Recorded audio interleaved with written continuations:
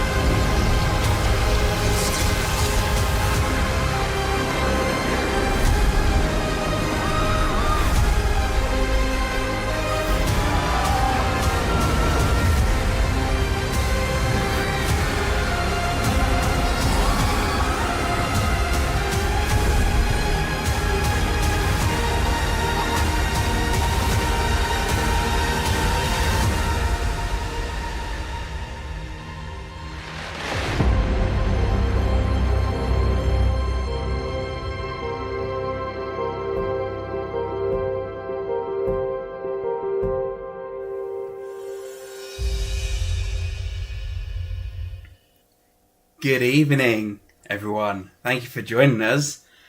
Hope you enjoyed that trailer, courtesy of Universal, of Epic Universe, which is what this stream is all about. It looks very good. Can I go? Can you... I'm gonna tell you, you've already been.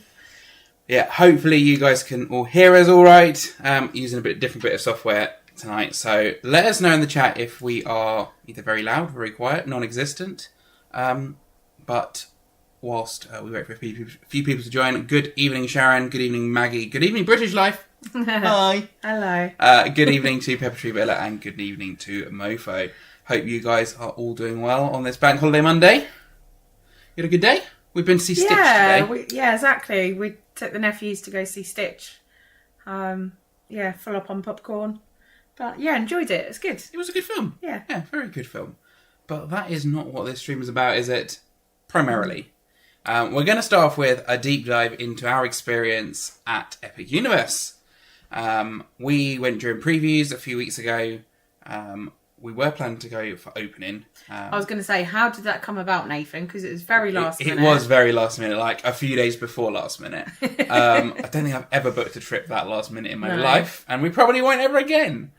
But yeah, we were planning to go for opening. Did have hotels booked, didn't we? We did, on free cancellation. Mm-hmm. This was before Epic had even released the tickets. Yeah. So we secured places at Universal on site before We did. tickets were released, and the cost of the hotel skyrocketed. Mm-hmm. But they didn't release the tickets for opening, for general release anyway. Pass holders could get tickets, and multi-day tickets you could get as well, which got you 1 day into Epic, which, spoiler alert, it is not enough. It's not, It's no. really not. So we were like, it's not going to happen.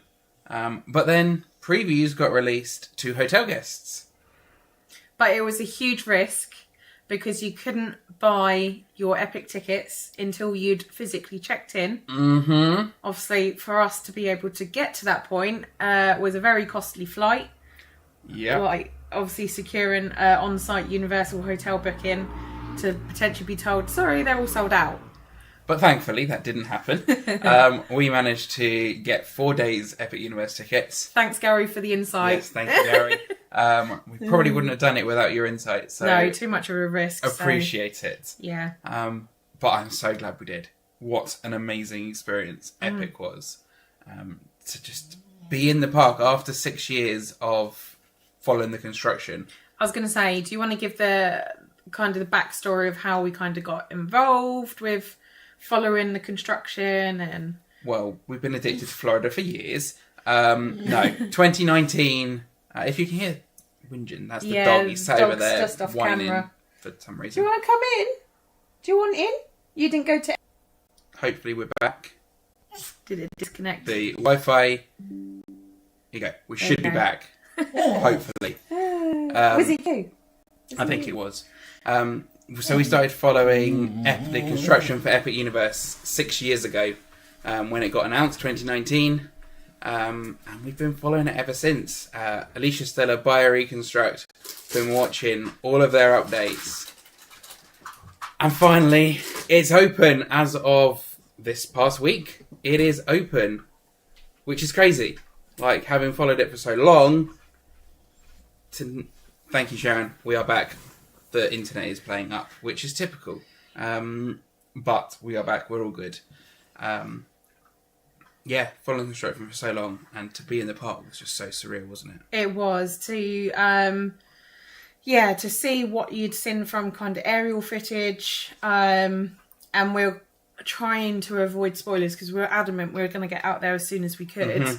So as soon as people were hitting feet on the ground actually in the park, we were just like, right, no, I'm going to try and avoid spoilers. It was easier said than done, that's it for was. certain. Especially after the media event, like everywhere, scrolling through socials, and every single post was epic. You were more spoiler free than I was. I ended up watching a few bits. Yeah. But Yeah. Where would you say that it rates oh, it's against up there. against the Universal Parks? Oh, I would say for me, it's top for Universal. Yeah, the for best sure. Universal Park. By far. Like, Against Disney? it's up there. For me, it is up there. I don't know if it quite has the same magic as Magic Kingdom. I would agree. I would say it's probably on par, if not it's nipping at the heels of, say, Hollywood Studios. Mm-hmm. But I think at the moment it feels like a very young park. Yeah, and we'll get onto a bit of that as we kind of talk through each land and our experiences.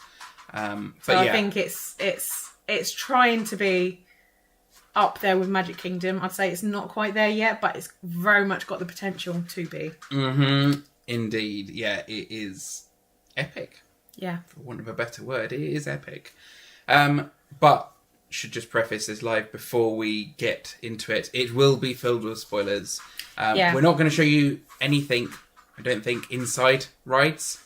We've got a few clips lined up from some of our experiences, but they're mostly like character meets and things like that. So we're going to avoid... We've kind of established there's the people that are interested in Epic, and we appreciate that's not going to be everyone, but of the people that are interested in Epic, there's either the people that want to know anything, everything, give us it all.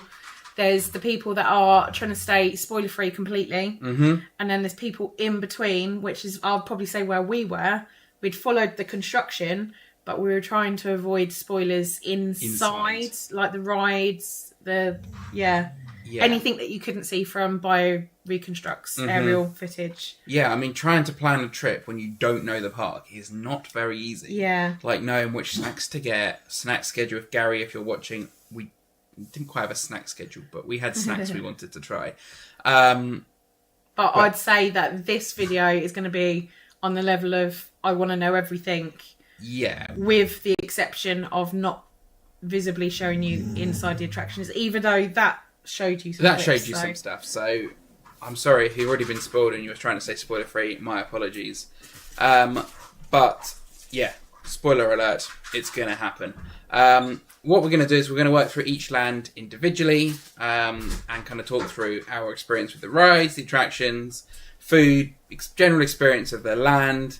And we're going to start each section with the fly-through that Universal released when they announced the land. Unfortunately, they've not released one of actually physically the land. Now it's built. It is the animated one. But I thought that would be a nice way to introduce each land to you. And the aim of this is to kind of show you what tips and tricks that we picked up along the way. We've had a fair few questions of what do we need to eat? What do we need to prioritise? Some people have only got, say, one day in the park. Yeah. You're going to be hard pushed to do everything in one day. I mean, if you're there this week, you're really not, because it's very quiet. Yeah. Which surprised me, but we can talk about that in a bit. But yeah, basically, like, absorbing the knowledge and then trying to pass it on. Pass it on to you guys through the wonders of YouTube. Yeah. So I think we should start with Celestial Park, which, for those of you who don't know, is the first land you come into. You enter under the Kronos, and you're in Celestial Park. It is the hub of the park, and you exit off to all the different lands from there. So let's just play the Celestial Park fly-through for you, and we'll come back and talk a little bit about the land.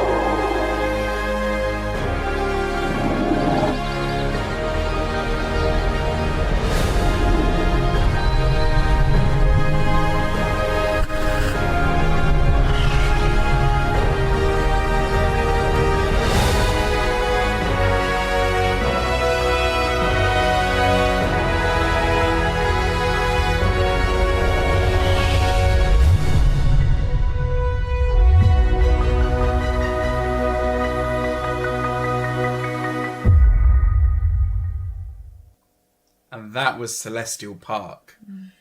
It's making me miss that place. It really is, seeing that. But shall we start at the very beginning? Because I've heard it's a very good place to start.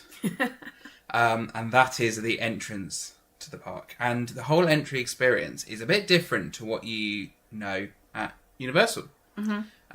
So they have a dedicated car park there. You'll find that Epic Universe is a few miles out from the normal Universal site. Yeah. They have the on-site buses, so you can get between them, get from your hotels, etc. But they do have a separate car park.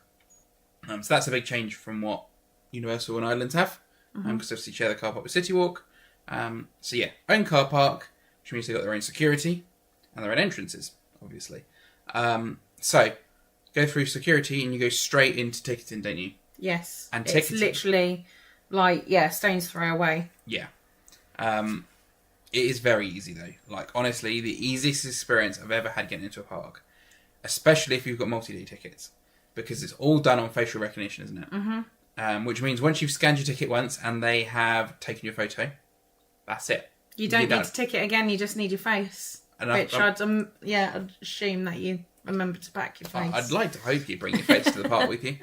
But yeah, we obviously had one-day tickets, so that didn't quite work for one-day tickets. But multi-day tickets especially come into 2026 when you can get the 14-day tickets for UK residents. Sorry, America, I know you can't get them. But yeah, that's going to be an absolute breeze.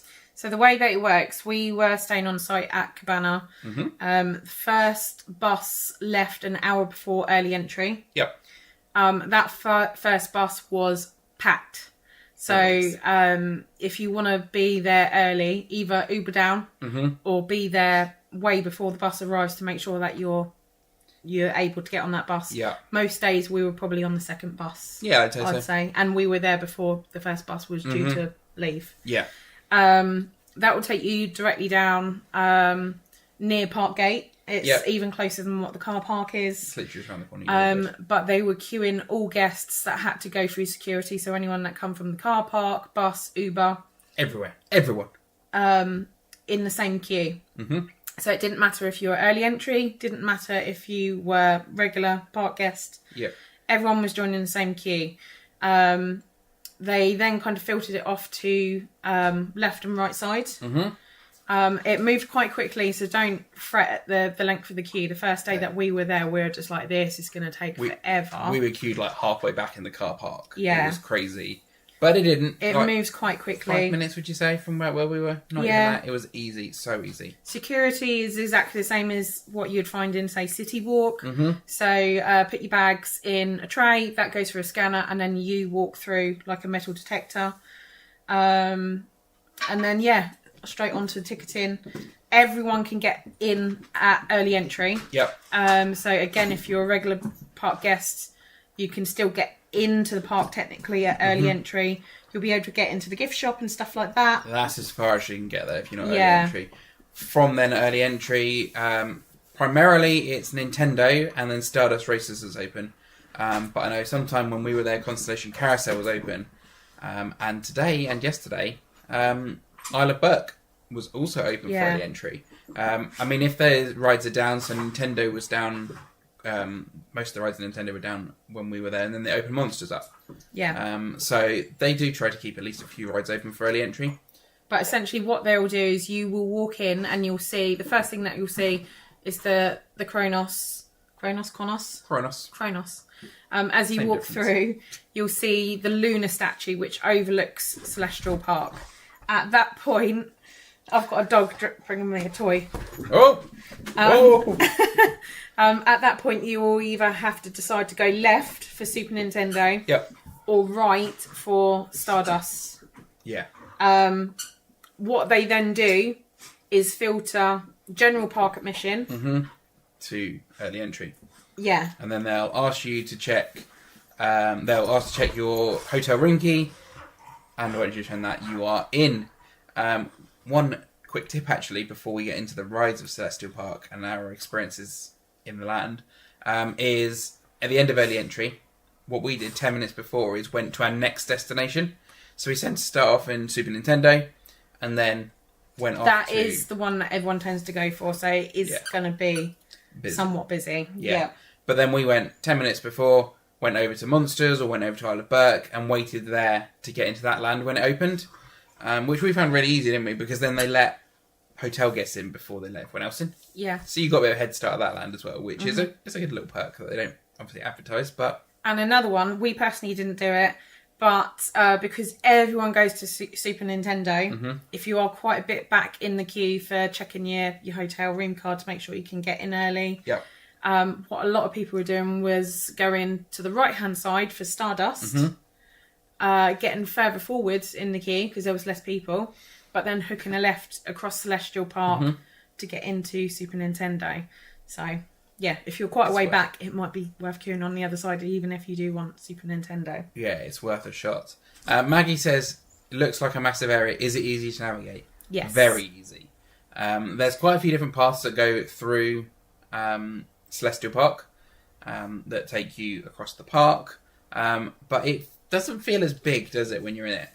No, the only problem I had was getting my bearings in terms of where the portals were. Mm-hmm. I'd say I didn't quite get that until the second day. Yeah. I kept on getting confused and coming out of a portal and understanding what direction I had to head in. So I always used to use the Grand Helios as an anchor point. Mm-hmm.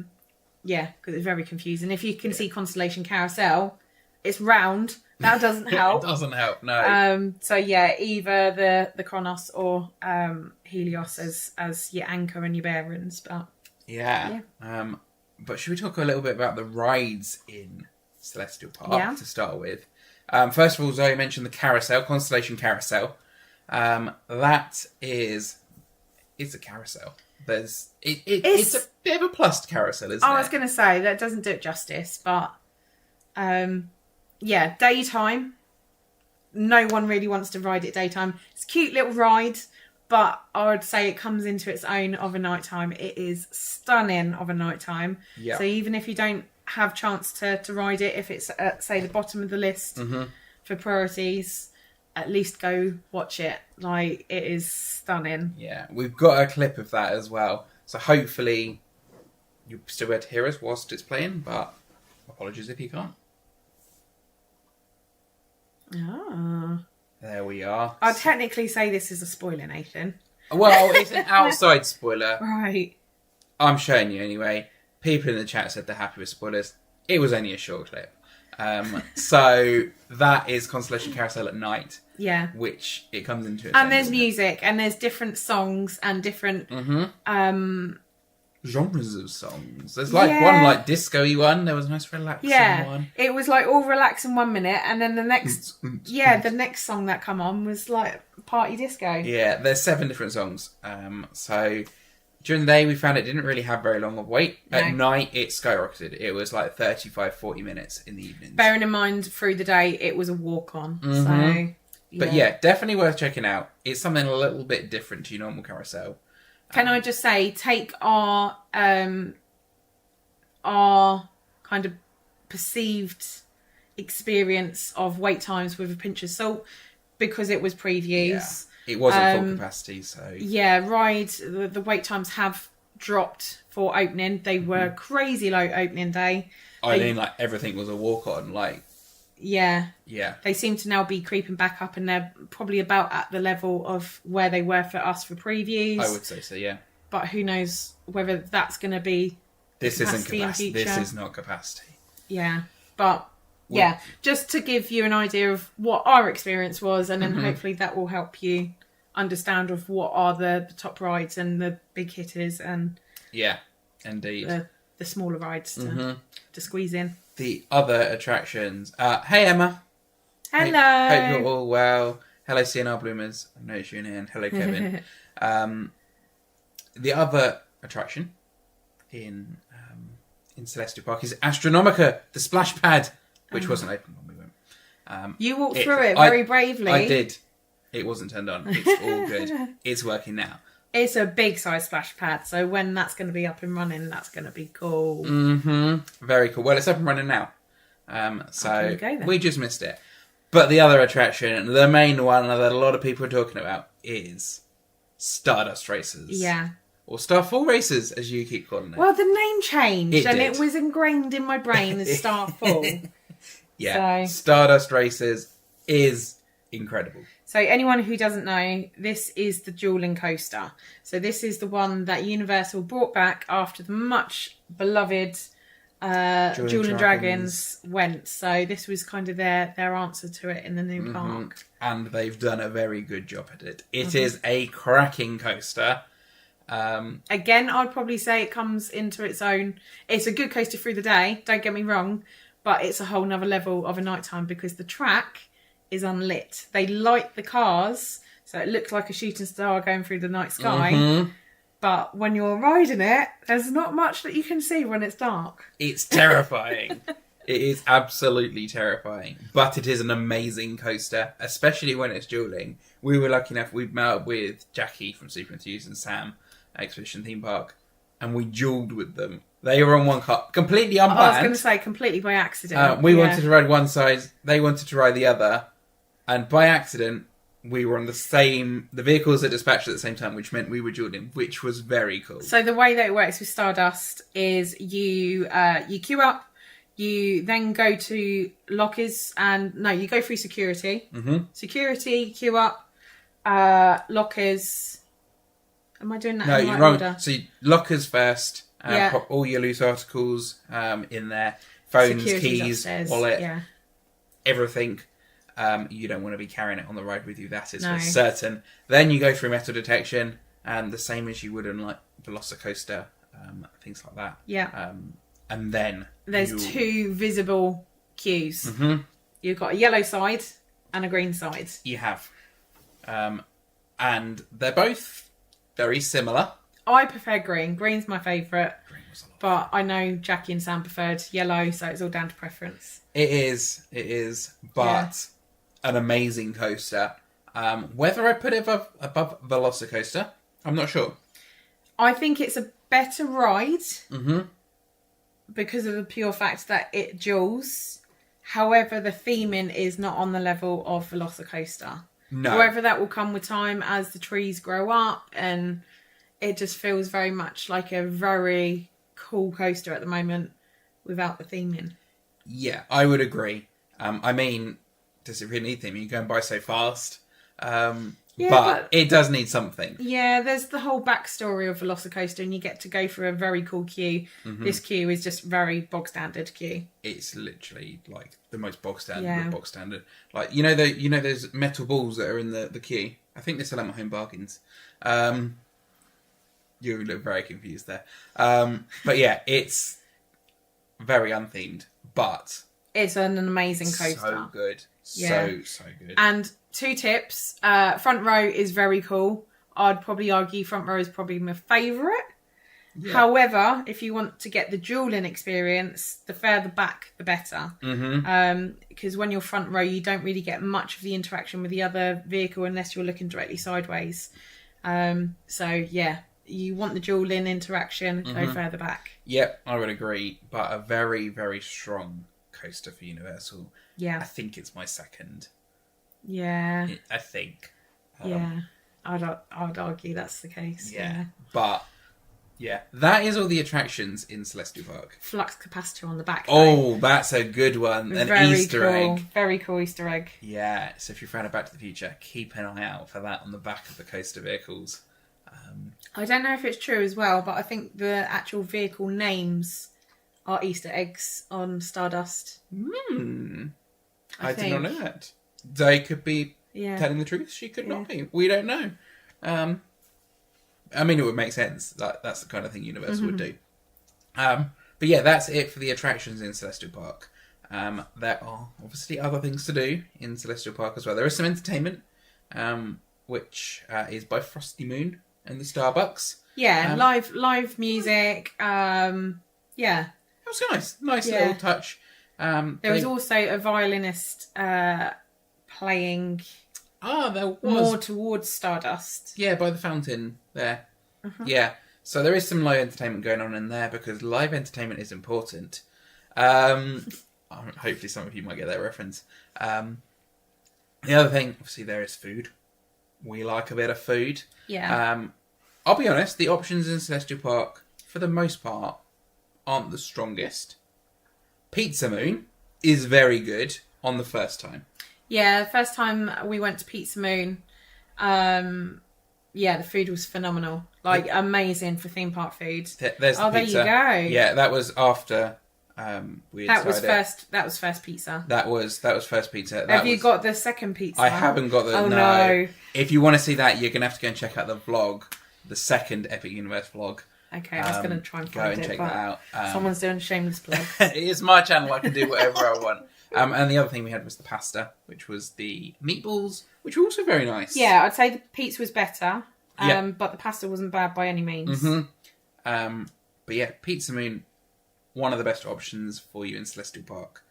You also have Oakenstar Tavern, which hopefully I have a picture of here. There we go. That was my meal from Oakenstar Tavern. Unfortunately, I've not got a picture of yours, but it was very similar. Yeah, I'd say it was okay. It's not the best barbecue food, especially for America. But for theme park food, it was alright. Yeah, it was. I'd say it's on the expensive side, and I'd probably Yeah. say that is the case across the theme park for merch, Mm-hmm. for food. Yeah, it's not cheap, Yeah, but I think everything we had felt fresh. yeah, nothing we had was bad. No. But yeah, it is on the expensive side, so maybe budget a little bit more than you usually would. You're not going to find your normal theme park fare for the most part either, are you? It's not all just burgers and chicken nuggets. You can get burgers and chips a fair Yeah. few places, but there's some really unique, different offerings. Mm-hmm. Yeah, for sure. And then the other place you've got is Meteor Astropub. We had burgers there. Again, they were alright, they were decent. They were on the expensive side. But we were Barry and Maxine Theme Park Bazaar, and they got the fish and chips. Which, in that picture, looks okay. It doesn't look bad. It was $20. $20. And it wasn't good. Yeah, Barry and Max said that, the fish was just mushy. Frozen. Not good. Yeah, so... So yeah, maybe avoid the fish and chips. But then when we went, the burger was okay. Yeah. It was good. It was good, decent. just expensive. Yeah. Yeah. But yeah, that is about it. Apart from some shops, that is about There's it. the Chinese... Oh, there is the Blue Dragon. Actually, Yes. there's two we've missed. Atlantic. Yes. We're not seafood eaters, so No, hence... we didn't go. But it looks like an amazing restaurant. Mm-hmm. Amazing. Theming incredible. The food's meant to be really, Yeah. really good. And you've also got Blue Dragon, which is the Pan-Asian restaurant, which just opened in the last couple of weeks. Yeah. Wasn't open when we were there. Otherwise, we might have gone, Yeah. maybe.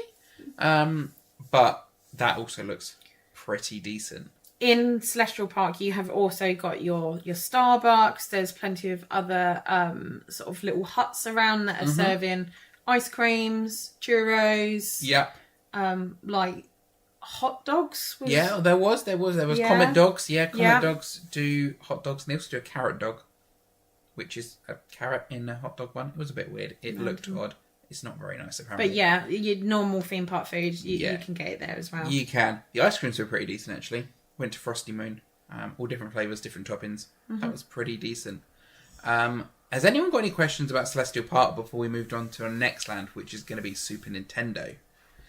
Let's have a little look at some questions in the chat whilst let's see there.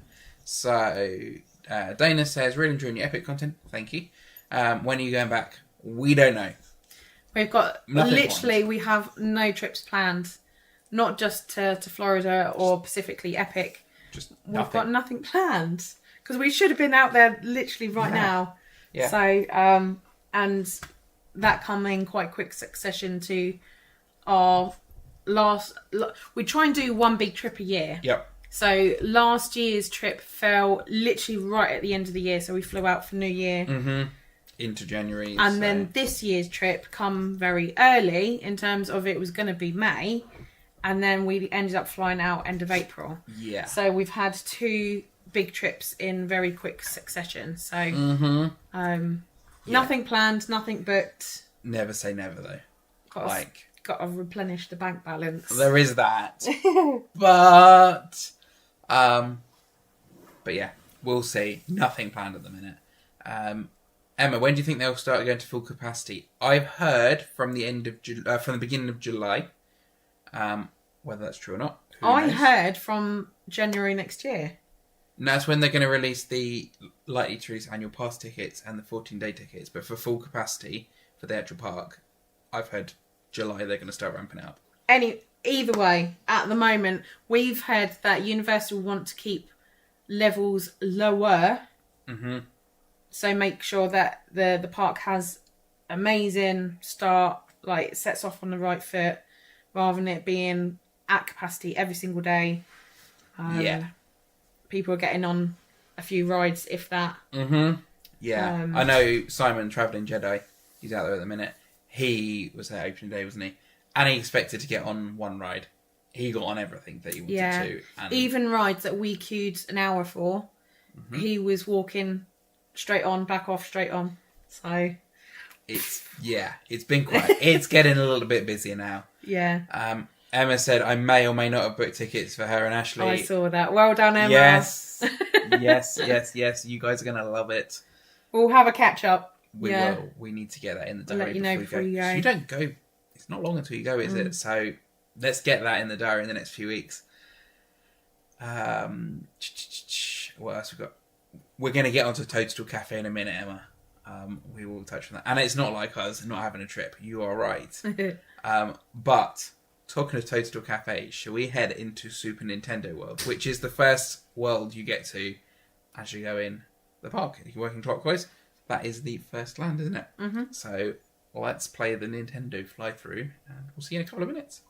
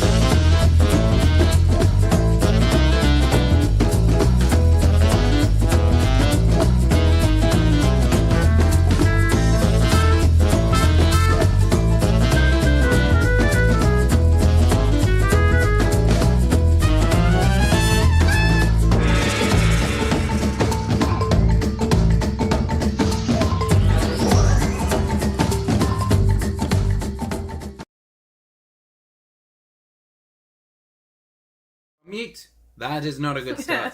I'm glad I realised that. That brings you back to like the old. It does. Yeah. S&D teams, days. Yeah. But we are back. That was Super Nintendo World.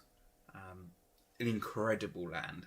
Theming in there. It makes you feel like you're in the middle of a Mario game, doesn't it? I do have to say, this was the land we were least excited for.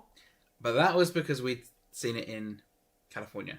It wasn't that it was the IP we were least excited for. It was just we thought we'd seen it all before. And we were a bit wrong. Yeah, it ended up being not the bottom. It wasn't. No. I don't actually know what was the bottom, to be fair. But Harry Potter. shh. Spoiler alert! So yeah, Super Nintendo World is an incredibly interactive land.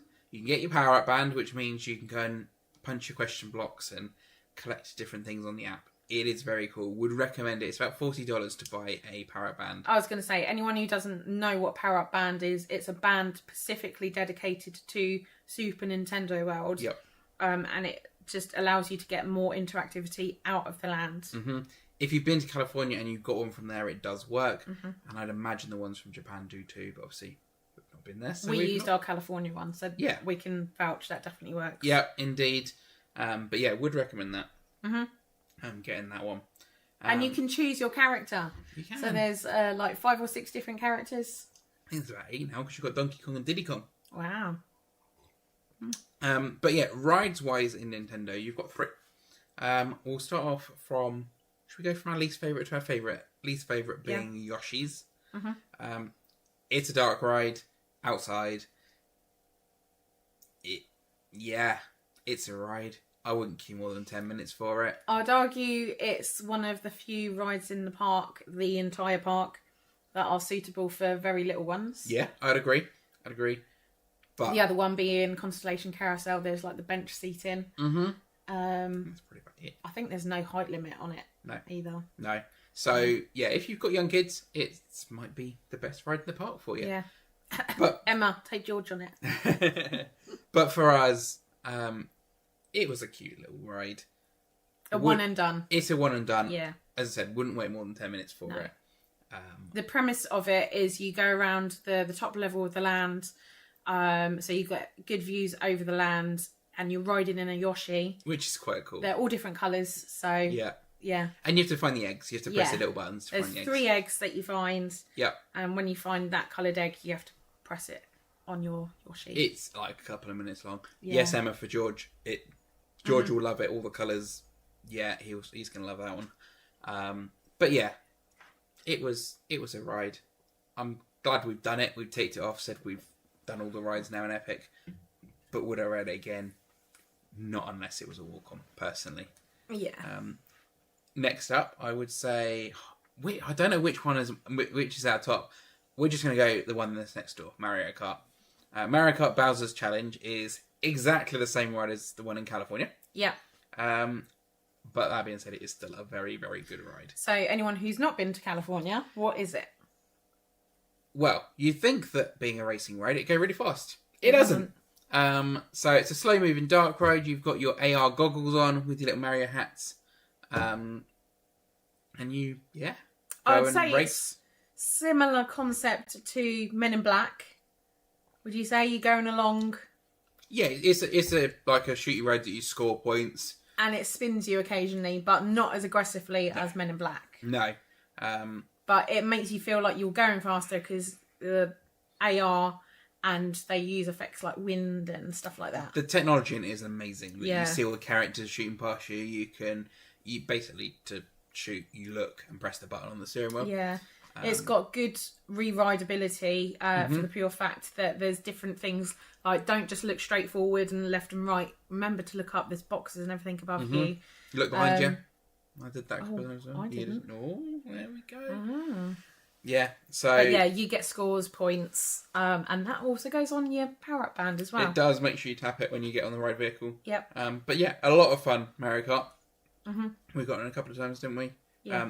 The queue in that ride is very well themed. Going into Bowser's Castle, through all that. That is, very good. That was, to be fair, that's something across the whole of the park. The queues are incredibly well themed for the most part. Yeah, the queues, the lands. This is one thing that Epic has done so much better than Universal previously, and I'll probably argue definitely majority of lands at Disney. Yeah, parts of it. It's the way I described it. It's like Pandora or Galaxy's Edge level of theming, but across the entire park. Yeah. Which is amazing. And the majority of lands, you are completely immersed. So exactly like when you walk into Diagon Alley, you can't see anything else outside of that park, that land. Yeah, that's the case for Nintendo, Dark Universe, Harry Potter, and most of Isle of Berk. There's a little bit you can see. You can see not Constellation Carousel. You definitely can't see that. Stardust Racers. But we'll get onto that a little bit more about when we get onto Berk. Yeah. And everything is themed. The lights, the rubbish cans, the benches, everything. The manhole covers, you name it, it's themed. Very cool. But yeah, the other ride in Nintendo is Donkey Kong Minecart Madness, which we queued over an hour for with Barry and Max. It's a very painful queue. The music is very repetitive. It's the same rhythm, the same song constantly. Imagine being stuck in Small World for an hour. Well, that's how that queue feels. Yeah. And the large majority of the queue, I'd say there's 2 sections. Large majority is outside, or there's a internal room, but it is literally just one big room with switchbacks. Yeah. Nothing really to do, to see. There's, I think, 2 touch points for your power-up band. That is it. Yeah. Once you get past that room, there is an animatronic. Yeah. Which is quite cool. But, yeah. It's a great ride. It's bumpy. Unnecessarily bumpy.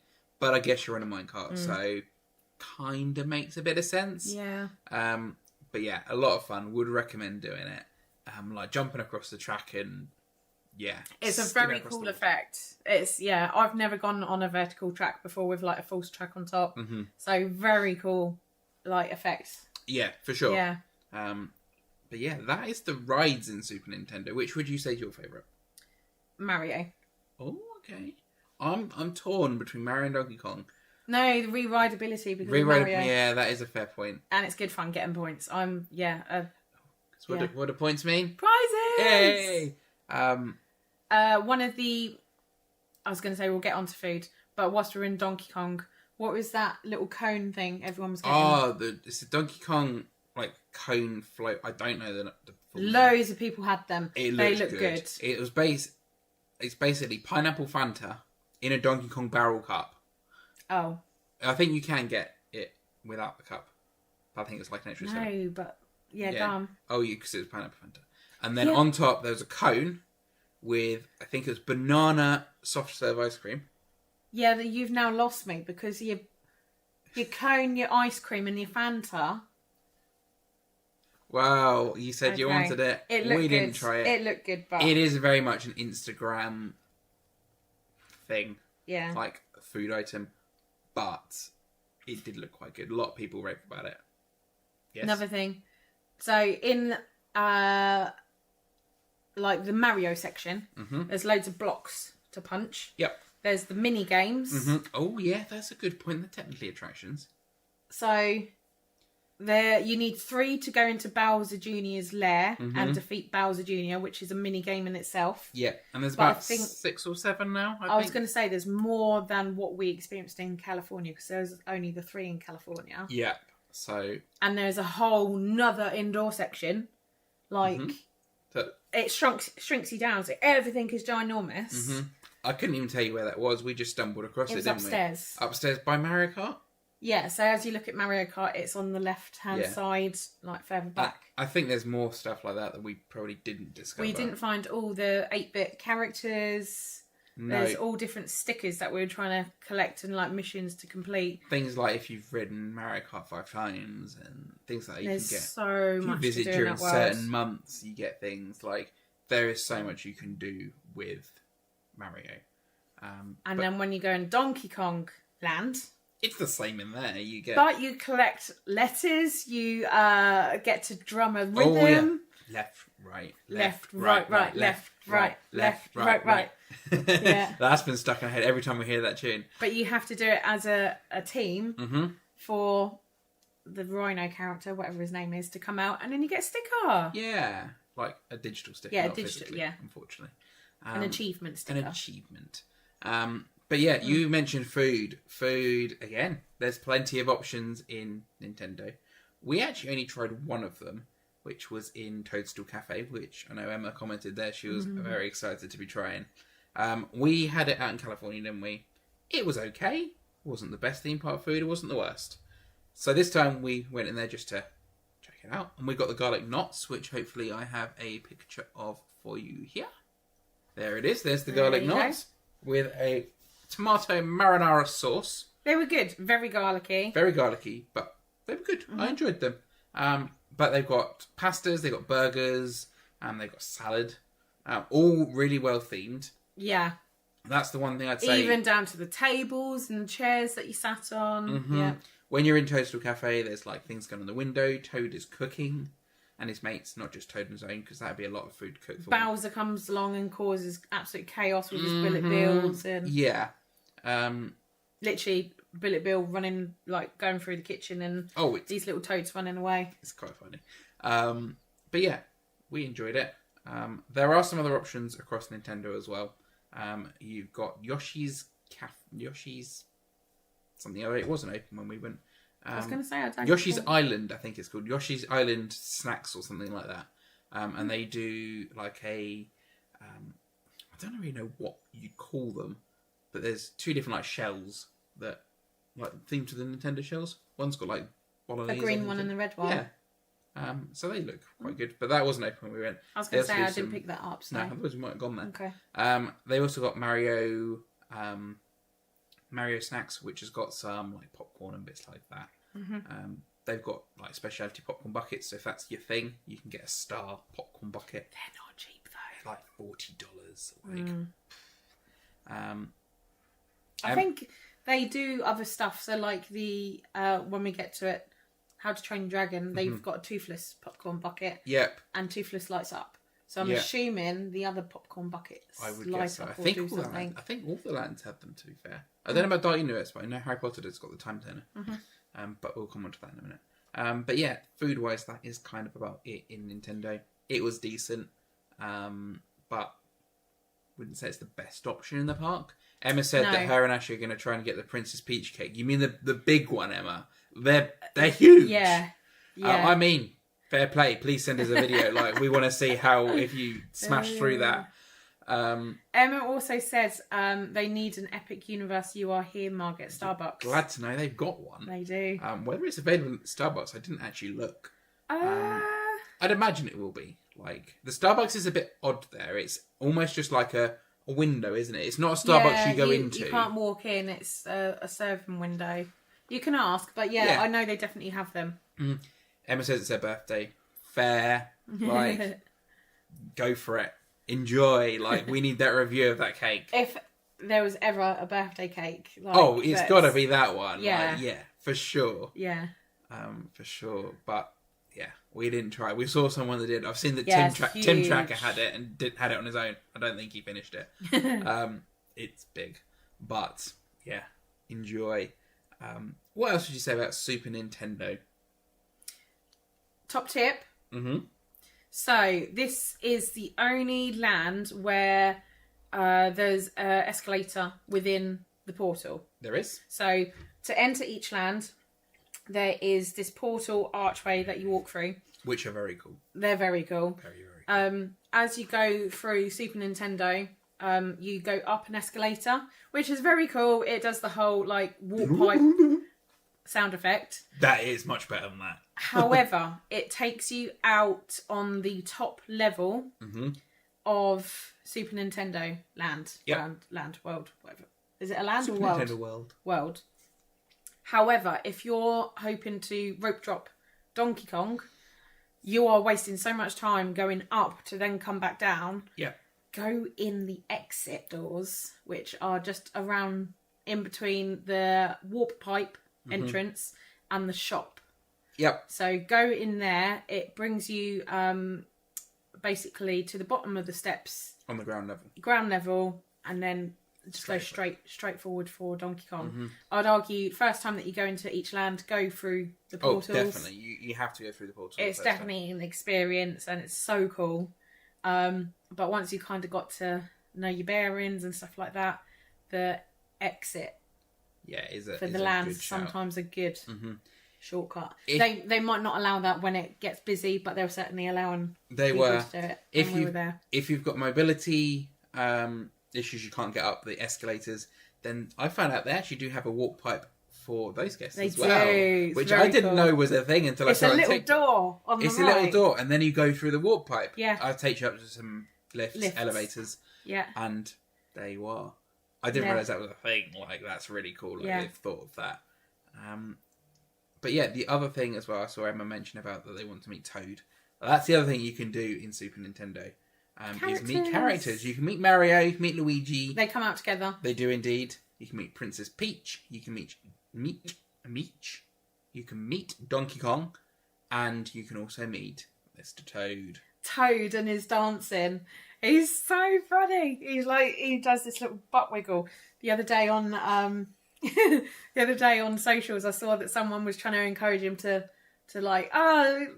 just come with us for the day. Let's go explore the park. And he was like putting his foot across the line, and the staff member was like, no, and he was like, he was being cheeky. And yeah, I mean, we didn't actually meet the characters in Nintendo. We didn't. But no, I'm not much of a character person, so it's not top of my list. I enjoy kind of seeing them out and seeing the interactions with other park guests. It's never really top of my list, other than one, which was to meet Toothless, which we'll get onto later. If Toad was out, I think I would have wanted to meet Toad. He's very cute. Yeah. I mean, we did meet Mario and Luigi in California, didn't we? Yeah, that was mainly for the nephews, wasn't it? It was, but we enjoyed it as well. Yeah. But yeah, that is kind of it, I think. There's binoculars on the upper level. Oh, yeah, that's so there's like these great big yellow boxes with like a pair of binoculars on the back. It is basically AR. So you see the land, but there's overlaid like boxes and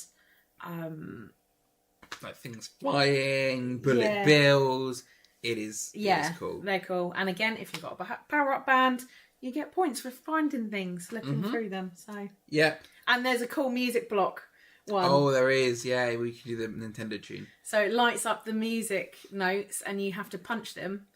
So anyone who's familiar with like the NES games, it's very similar to the music blocks in Super Mario Bros. Yeah. And yeah, once you completed it, it then plays the song, which is very cool. Yeah, indeed. If anyone's got any questions about Super Nintendo World, then pop them in the chat. Hey Carmen, hope you are well. Emma says, have you seen Peach? She looks a little scary. I agree. She does look a little bit scary. We saw her, we didn't meet her, but we saw her at California, so I'm assuming it's the same. It's the same one. Yeah, but A little bit. I think it's a facial expression. Yeah. I don't know. I know what you mean, Emma. Like, Mario and Luigi aren't scary, but No. Peach scares me a little bit, so... No, it's okay, don't worry. But shall we continue round to Dark Universe? Let's play the fly through and then we will... Yeah. It's an amazing It's ride. incredible. Here we go.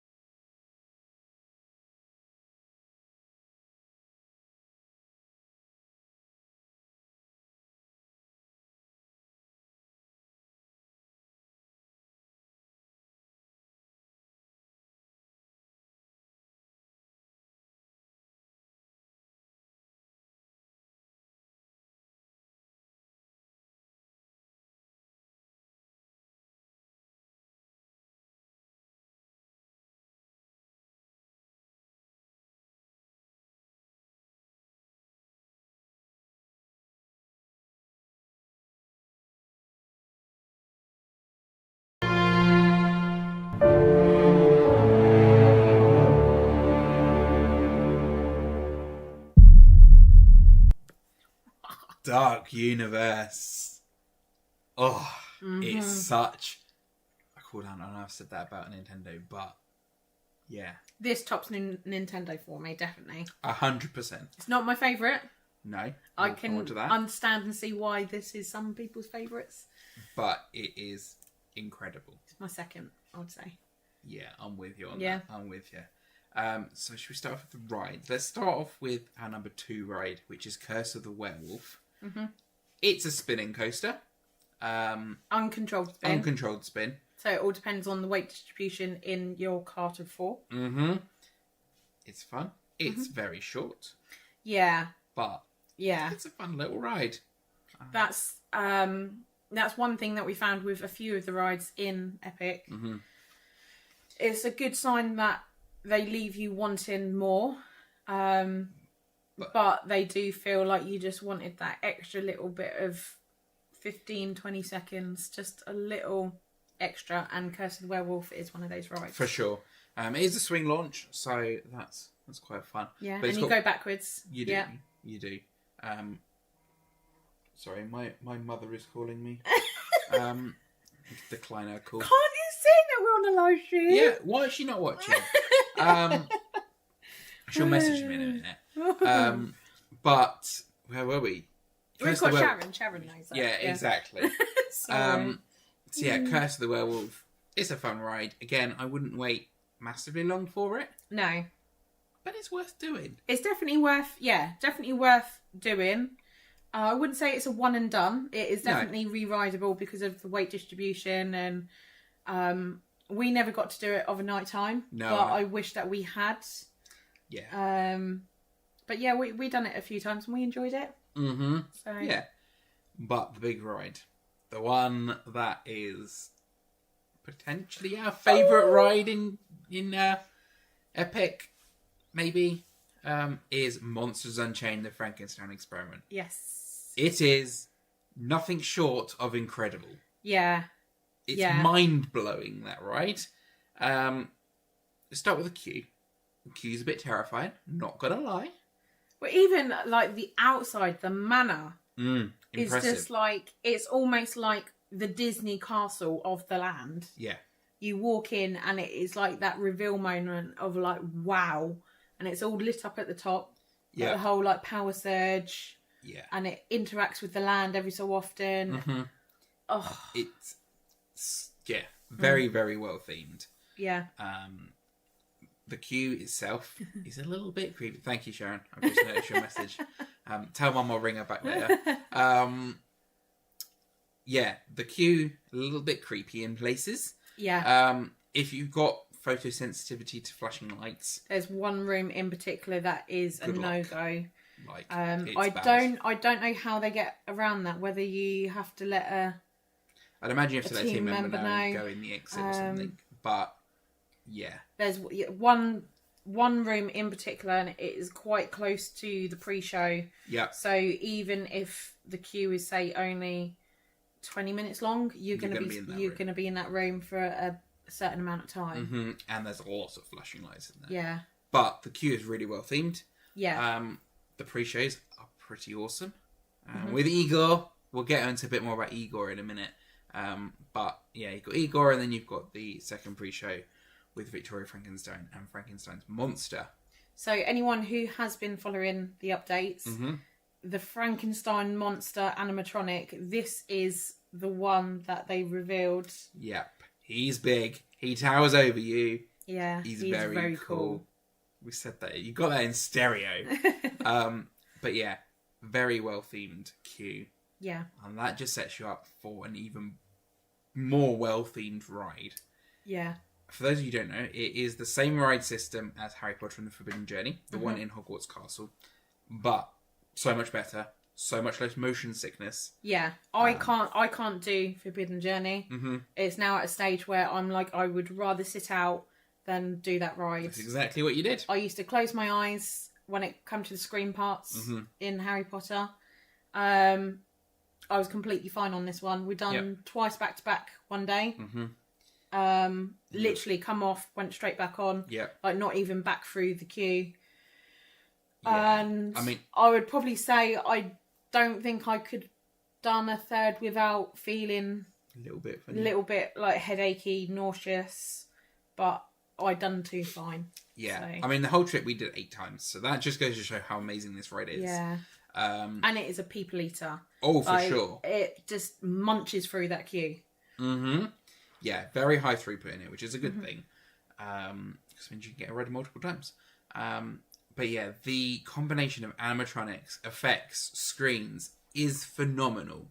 Like, So anyone who's gone to Bourne yeah, it's like those screens. and interacting with the sets, and Mm-hmm. it's just mind blowing. Add animatronics on top of that as well. Multiple animatronics. And special effects like heat and water. Yeah. Is there water? Oh, There wasn't is. when we went. I know But the there bit you is mean. now. Okay. Yeah, Yeah. amazing. Incredible. Amazing. Absolutely incredible. Honestly. Even the load platform for it's this. impressive. Oh, It Yeah. is a cool ride. 4 in a ride vehicle. the two centre ones are slightly raised. Yep.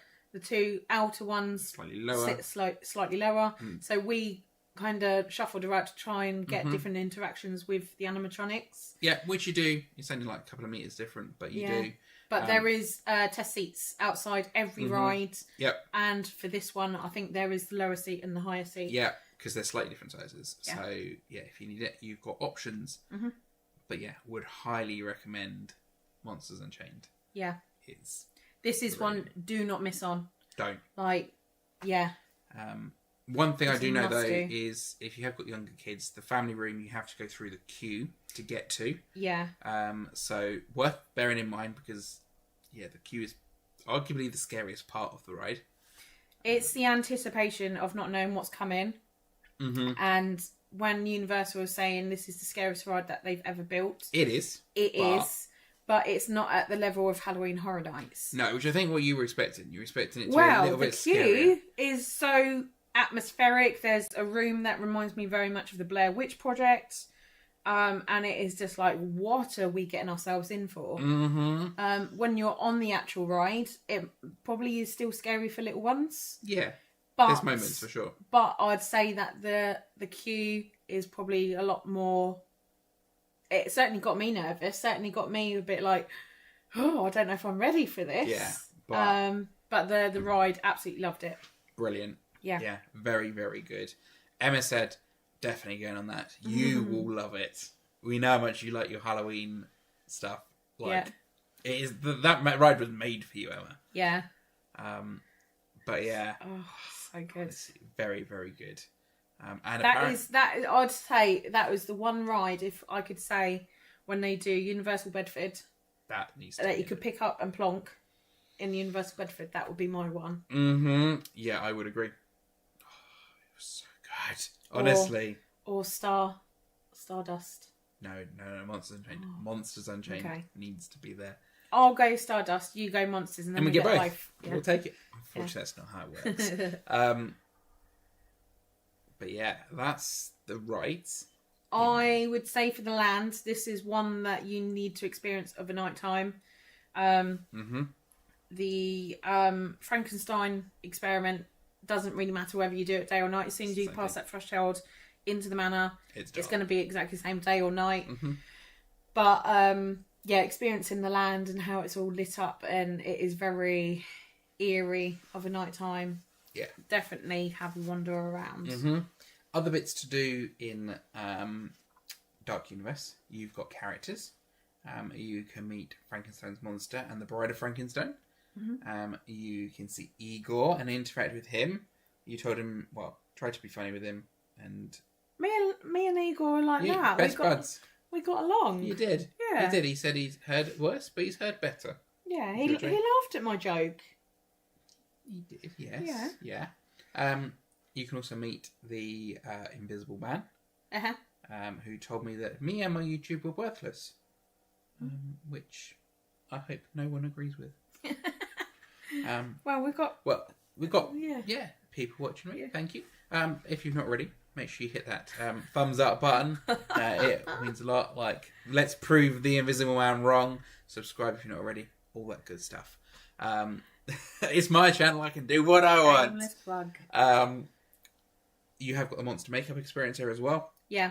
Where you can become a monster if you want to for a lovely $50. I believe they say if you like smudge your makeup and everything where it's so hot and humid, you can go back and they'll touch up. It is true. I don't know if that's unlimited touch ups. It is unlimited. Is it? Apparently.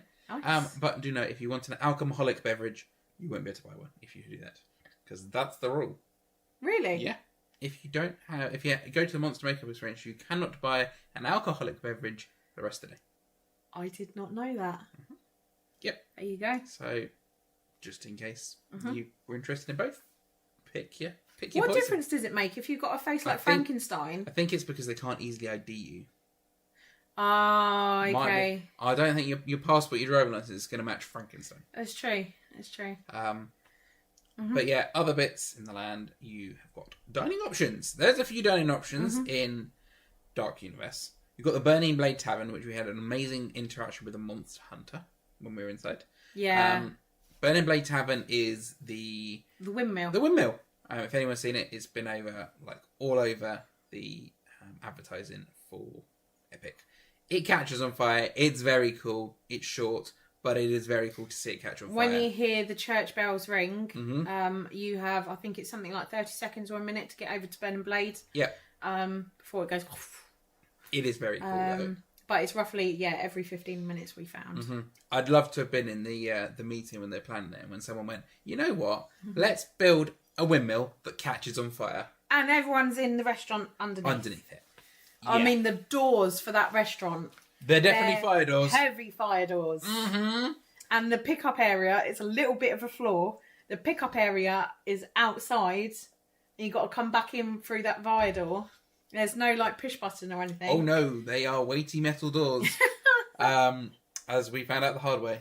Yeah. I didn't think they would open, but they did.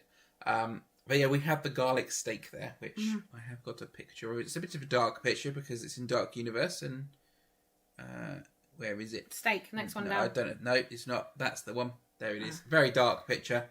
Because it is dark in there. But the garlic steak was good. It was very garlicky. Very. Very garlicky. But it was nice. Enjoyed it. Yeah. Good little snack. Very Shareable. messy, so make sure you get napkins, plenty of napkins. Mm-hmm. Yeah, would recommend that. Yep. You can get your drinks in there. There's a few other food options in there as well. They do a lot of themed drinks in Mm-hmm. Epic Universe, and this is one of them. One of the places that you can get your themed drinks Yeah, from. alcoholic and non-alcoholic. Mm-hmm. So there's plenty of non-alcoholic options if you Yeah. want those. You've got a little kiosk outside of Bernalillo Tavern as well, which you can get your Coke Freestyle. They do cinnamon donut bites, I think they were, which I didn't realise they did. Otherwise, I would have got them. They do the Frankenstein pretzels. Frankenstein pretzel as well, Yeah. yeah. So if you've seen the Shrexel over at DreamWorks, it's the same as that, Mm-hmm. just Frankenstein, but not with green snot. This time it's white, Oh. which doesn't Okay. sound. Is it still cheese? Oh, it's still cheese. Okay. It's still cheese, all right. And then the other food option you've got is Das Steakhouse, which is another very good option. I would say that's probably The one of our food was favourite. very good. Very good. The burger I had was like a smashed patty. Mm-hmm. The sauce, like the relish type sauce in it, was like very good. I had the chicken steak. Mm-hmm. So it was a steaker eating a steak in Das Steakhouse. Yeah. It was like Inception. It was like Inception. But yeah, it was nice. Had some chips with that as well. Yeah. But yeah, would recommend that as a place to eat. Lots of steak options. Very As good in- theming in there as well. Even the Coke Freestyle machines were themed. Yeah, it's dark in there. Yeah. It's a little bit creepy, so if you've got kids that are a bit scared of scary stuff. You got bats on the back of your chair. Was that the one where the chairs weighed an absolute... Yes. They were They so were heavy. very There and me too. The Yes. chairs were so heavy. They weighed a ton. But yeah, I think that's about it for Dark Universe. Emma says Dark Universe and Nintendo are going to be her favourite. Yeah. Yeah, you're going to love it. Complete polar opposites. Oh, yeah, you can't get more opposite. But yeah, great character interactions, great land overall. They have storytellers as well, don't they? They do, and violinists. Yeah. If that's the right word. Yeah. So yeah, plenty of entertainment going on around that land as well. And as I Quite a said, small land. it is very small. It's like a P shape. So you come in on a one straight path and Yeah. it kind of loops around Curse of the Werewolf. It's a backwards P. Yeah. Yeah, it's a Yeah. backwards P.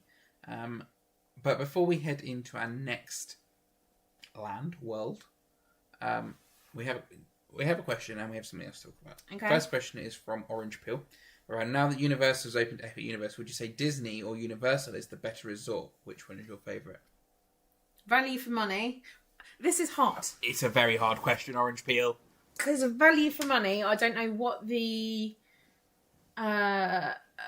prices are going to be like once it's kind of past the initial release. So at the moment, UK can get 14 days with Let's have a one look. day into Epic. When it then becomes like a 3-park plus your water park, Yeah, I don't know how it's going to compare to Disney price. Let's have a little look for next year's prices because they've released those tickets now. Orlando. I'm looking at attractiontickets.com, by the way. I'd say that the existing parks for Universal have still got more to do across the 2 parks. But for the pure like immersion, level of theming, I think if you're doing a Universal stay, you've definitely got to include For sure. Epic now, even if it's just a one day to go in and get your top items done. Yeah. So, 2026 arrivals, which is when they've got all parks on there. Okay. They've got the all parks ticket, which is Universal Studios, Islands, Volcano Bay, and Epic Universe. It's going to be £485 per adult for a 14-day ticket. 485. 485. How's that compared to Disney? Let's have a little looky. Orlando. No. Dum, dum. Have they released the... So they haven't... Don't think they've released the 2026, but for 14 days at the minute, it's 509. It's not much behind it now. It's very, very close. Oh, no. And that obviously Disney gets you 4 theme parks, 2 water parks. I'd argue 1 water park, because the other one's always shut. Apart from the minute. It's open in the minute. Okay. They're both open. Okay, I'll take But that back. ordinarily, like the time of year we went, it was only 1 water park, so... I would argue that you would struggle doing a 14-day holiday to Universal, even with Epic. Yeah, I'd agree. I think 7 days is probably about right for Universal now. I'd argue you need a little bit longer because you need some chill days. Nah, you don't need 2 days. Whereas I think that Disney, there is still so much more to do at Disney. Mm-hmm. Because isn't the Epic is the same size as Magic Kingdom, but that includes the expansion plots as well? No. Epic sits about 3 acres more than Magic Kingdom as it is at the minute. Oh, so it's bigger than Magic Kingdom? Mm-hmm. Yeah, I believe so. Wow. Don't quote us on this because... But there's so much more to do at Magic Kingdom. Yeah, I'd agree. There's But- 11 attractions at Epic, Yeah. whereas Magic Kingdom's got like 26, 24, something like that. Yeah. That's a really tough question. I mean, if you can do both. I would argue, if you can only do one, I would do the next trip as Universal to get that done. But I'd still argue that I would it probably... pains me to say that Disney is still... It's got the feels. Epic does. hasn't quite got the Parts feels yet. Yeah. How to Train Your Dragon, we'll get to that, is phenomenal. And it's probably the one where it was like... Oh. Yeah. Whereas nothing, like the nighttime shows aren't on the level of what we experienced anyway, aren't on the level of Magic Kingdom. But I'd say that it definitely gives Disney a run for its money with the other parks. Oh, for sure. For sure. But, sorry, that was my phone. That was his phone. The other thing to mention whilst we are heading around that side of the park is Helios Grand, which is the hotel at the back of the park. We had a quick wander through there, didn't we? It looks a nice hotel. Like well themed, feels quite premium in the lobby and things, doesn't it? The bathrooms are very fancy. You can get like combs and cotton buds and towels and showers and all this kind of stuff you can get. Randomly, yeah. I think it's because they got the gym there. I think that's why. That's exactly what it is. The gym was next door, which you need a room card to get into. Yeah. But the toilets are the toilets for the general reception as well. And we were just chilling in the reception area, overlooking the park. Yeah. So if you fancy a shower midday, mid 3-part day, you can do that. I would argue the hotel might have a problem with that, but it's there if you want it. One word of warning: we didn't experience this, but we have heard that once you have entered Helios, you then have to have a valid Helios room key to get back into the park via the Helios entrance. This leaves you in a little bit of a predicament if you need to get back to either the car park at the front. So, for example, if you've gone up to the Helios bar and then are trying to get back around to the car park and the park is closed, you can't cut through the park because it's closed. Yeah. And there's no transportation to the car park. There's no transportation. And equally through the day, if they're not going to let you back in without a room card, you're stuck. We've heard that it's happened to a few people and they've had to Uber back around. That wasn't our experience, was it? No. We managed to get in and out absolutely fine. But just be aware. You might end up having to Uber it back. Yeah. But, yeah, Grand Helios. Stunning hotel. I mean, We didn't step foot into a room, but what we've heard from friends that have stayed in the rooms are nice. They're not necessarily what you would expect from, say, like a 5-star resort they're not. type, but you're paying for the location, the dedicated entrance. And if you pay for a theme park view, you're paying for that incredible view. Yeah. Like, Which is what we had booked. We had one night Helios theme park view.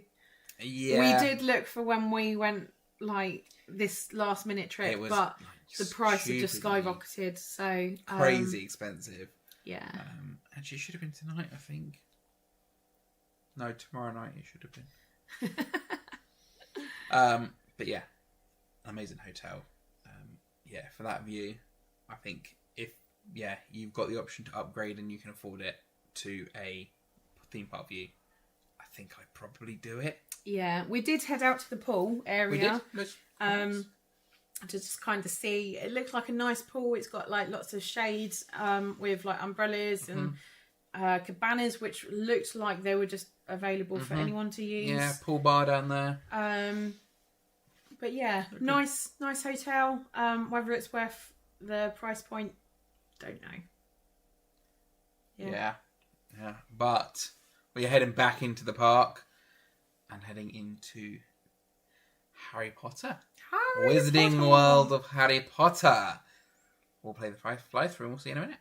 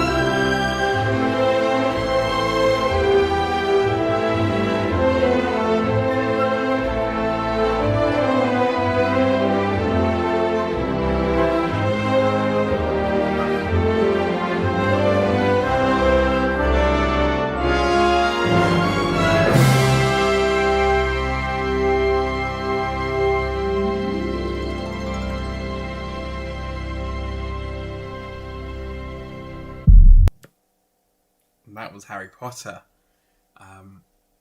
All in all, we didn't spend much time in this land. We did. We'll get onto why in a minute. One specific place in this land. Yeah, but we'll come to that at the end. Let's start with the food in this land because we didn't have any, to be fair. No, we were planning to. It just never really happened. You wanted the crepe. The butterbeer crepe, but I wasn't going to pay $20 because you won't like it. Yeah, that's a lot of money for a dessert that I probably wouldn't eat all. Plus, we didn't prioritise this land first thing, and you were saying that the crepes go. They sell out quite quickly. Yeah. But you can get your butterbeer in all varieties: hot, cold, frozen. I don't know if you can get the ice cream there. You might be able to get the ice cream there. And obviously the crepe. You can get that. Do you know the name of the restaurant that's in the back part? Le Goblet Noir. Oh, there you go. Oh, We did go in and we sat down planning on just having a snack. We looked through the menu and there was nothing that They was... were weird. It's very French, which is, to be fair, it's Wizard in Paris. Yeah, it kind of makes sense, but the options are a bit... Yeah, it was nothing that we were really feeling. No. So we didn't actually eat anything in... We didn't. Harry Potter. But there's lots of wand spots. So if you've got your wizard and wand, then you can cast spells, which is cool. They've got Le Cirque Arcanu, which is the show. Yeah. Very impressive. Only 2 shows in the whole of Epic Universe. This is one of them. That is one of them. It's a very well put together show. There's some true magic in there. Yeah. But you know what? Yeah. I'm actually not going to ruin anything from this because until yesterday, there's actually not a video of this show on YouTube. But someone posted one yesterday or the day before. So the one thing I would say, there's a pre-show. You kind of go into a circular round tent. Yep. Everyone is gathered in there.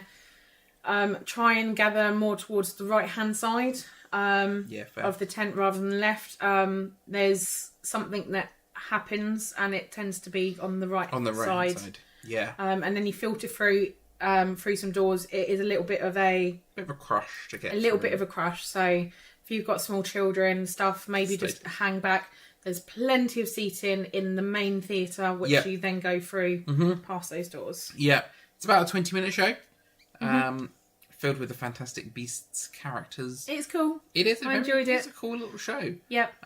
So yeah, would recommend checking that out. But yeah. It's not my favourite show. No. The other show's my favourite. The other one. But still a very, very strong show. It's definitely worth watching. Don't miss it. Definitely. And then the other attraction, the one that took a lot of our time, was Harry Potter and the Battle at the Ministry. The queue for that ride, phenomenal. Like, the theming of it is amazing. I mean, the ride's amazing as well, but we'll get to that. Like, going through the Floo network into the Ministry. Yeah. Brilliant. Like, breathtaking. I'd argue this queue is the best queue ever that's ever been created. Disney, Universal, even better than the Monsters queue. Yeah, I would say so. I'd agree.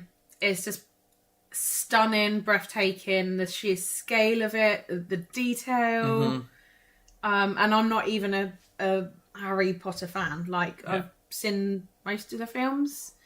But yeah, I'm not a Potter nerd. So I can only imagine what it would be like for someone who is like really into Harry Potter and Ministry and all that. Yeah. But the ride itself, when it works, is phenomenal. Like, competes with Monsters for being the best ride in the park. For you, I think it's your favourite, isn't it? I keep jumping between the two. Yeah, I think if it was reliable, I think it would be my favourite. But Monsters... I think it left a little bit of a bitter taste in our mouth, because how many hours did we spend queuing? About 7 or 8 hours. And we rode it... Well, we rode it twice. Both of those times had issues. Yeah. I mean, technically we went around the ride track 3 times. Yeah. Because it broke down the first scene. We ended up going through the whole thing, turned off. The very first time that we rode on it, it broke after the first scene. So, literally, the lights come on. Yeah. The ride vehicle kind of went down, but... abruptly put his brakes on. Like, their brakes definitely need wearing in a bit. And without ruining it too much, you go through scene after scene after scene after scene. Yeah. A little bit like Gringotts, would you say? Yeah, it's not a roller coaster though. No, but you go from section to section. You stop for a little bit in the section before then going on to the next part of the story. Yep. So we went through everything with the screens being frozen, seeing all the props and the sets, and I was like, no! But everyone was like, oh, wow! And I was like, what? No! We got to re-ride though. Unfortunately, we did keep Barry and Max waiting for about 45 minutes. Yeah. Sorry, guys. Because they got an earlier boarding group, or Lightning Lane boarding group. That's neither of those right. No, neither of those is the right thing. Virtual boarding queue. time. Virtual queue. There you go. That'll do. Yeah. They had an earlier slot, so they were going to wait for us because we were about 10, 20 minutes behind them. We ended up being about an hour behind them, so Yeah. our apologies. But yeah, when that ride works, it is incredible. Again, the blend of screens versus practical sets versus animatronics Fantastic. is, it is phenomenal. Yeah. Phenomenal. It's hard when it works. It is hard to see what is a screen and what is a practical set. Yeah, I'd agree. And the animatronics, the movement of the animatronics are seamless. You can't tell that they're an animatronic. The movements are human-like without You sort of genuinely think jolting the human character acting. Yeah, yeah. But yeah, they've got rid of the virtual queue now, so it's been sitting around about an hour and a half wait the last few days. Would you say it would be worth an hour and a half wait if it didn't go down? Well, we waited over. Would you 2.5. voluntarily queue that for it? If the wait times in the rest of the park were like 10-15 minutes, no. Mm-hmm. If the wait times in the rest of the park were an hour, then yeah. Yeah, I'd agree. I would agree. I think you've got to ride it at least once if you can. Yeah, definitely. Even just to experience the queue. Yeah, for sure. Like, on previews, they were letting people in through the queue to experience that, even if they didn't have a virtual queue time. Yeah. It's definitely an attraction in itself, what they've done. Definitely. But yeah, just the ride is very glitchy. But hopefully, They might have mastered it. so the ride vehicle is very much like Tower of Terror. Yeah, 2 rows. I think Tower 3, but 2 rows, that kind of size. Like You're sat in a seat, a seatbelt comes across, locks in, you have to pull the pull the tab. yellow tab. Yep. But it's the way Barry described it was Transformers 2.0. I don't think that quite hits the mark with it as to what it is. It's basically Tower Terror ride vehicle on a Star Tours style motion base on a track with screens and animatronics. On a Cougar arm. No, there's no Cougar on. Why are you so high off the ground then? Because of the actuators. And I'll show you a picture. Okay. But you are essentially, this is why it takes so long. If it goes down and they have to evac the rides, they have to get a medical team out for every single vehicle because it's so high off the ground. 14-foot drop off of the ride vehicle. So that's why when it goes down for hours. Yeah, if you're in the queue and you hear that the Department for Magical Maintenance doesn't have an estimated time for it to reopen, Bail. Chances are it ain't reopening. Yeah, we wasted is not the right word. We spent a lot of time in that queue. There you go. Caroline said it's currently sitting at 65-minute wait. I'd wait that. Happily wait that. Not a problem. Even if the rest of the park's quiet. I'd argue it's a nice queue to wait in because it's indoors, it's air conditioned. There's so much to look at. If you're in there for a while, though, it does get quite cold. Yeah, the aircon is too much. Like, yeah, the aircon is airconning. Don't go on it after you've just been on Fire Trail. Yeah. Which we're going to come to in a sec. But, yeah, an amazing ride. Would recommend it, especially if you're a Potter fan. Technologically phenomenal. Yeah. But yeah, that is it for Harry Potter. I would say it's worth milling around the land. There's quite a lot of entertainment. So whether that is students milling about. Yeah. There's the band. Yeah. The band was cool. Look in the windows. There's lots of elements in the windows, like the smallest animatronic ever made. Yeah, that Universal ever made. Oh, Universal. That's not what you told me whilst I was there. I'm pretty sure it's Universal ever made. But there's animatronics, there's creatures. The Nifflers are stealing some jewellery and some coins. Yeah. This is one thing that we hadn't mentioned. A little bit of a random topic. The toilets. Even the toilets are so well themed. Hopping back to Nintendo. Oh, yeah. Nintendo. Yeah.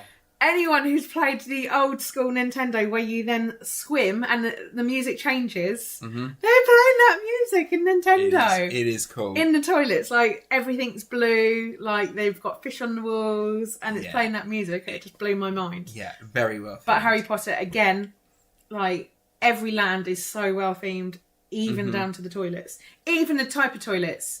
I think in Harry Potter they had the old-fashioned, like, high-rise Like system. system. Like, I think what we're taking from this, though, is you're becoming a bit of a toilet snob.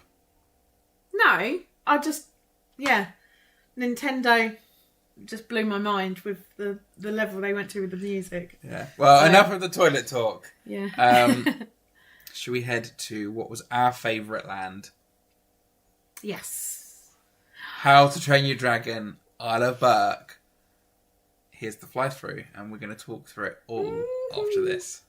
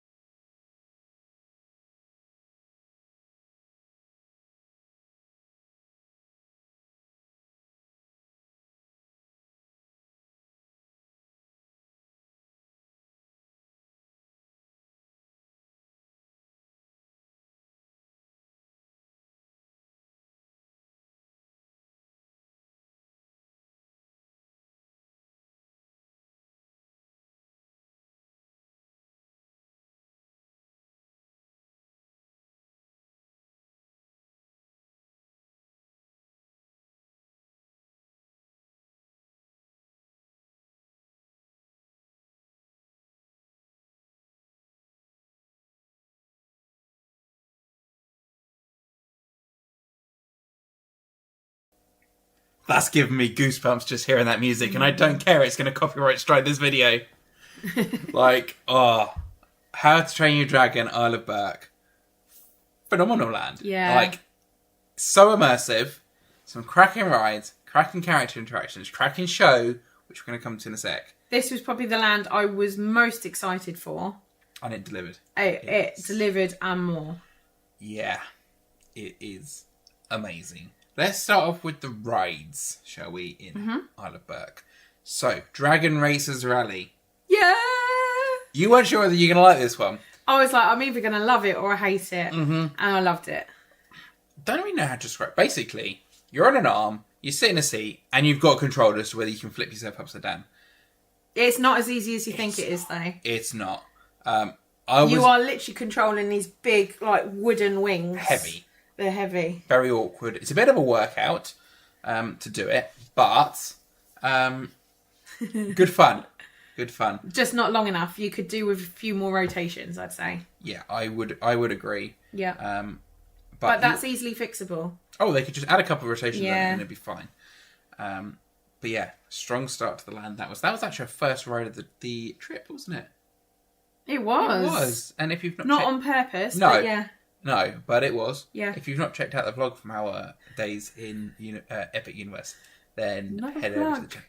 I don't care. I'm just going to get a plug and just... Got two here. Yeah.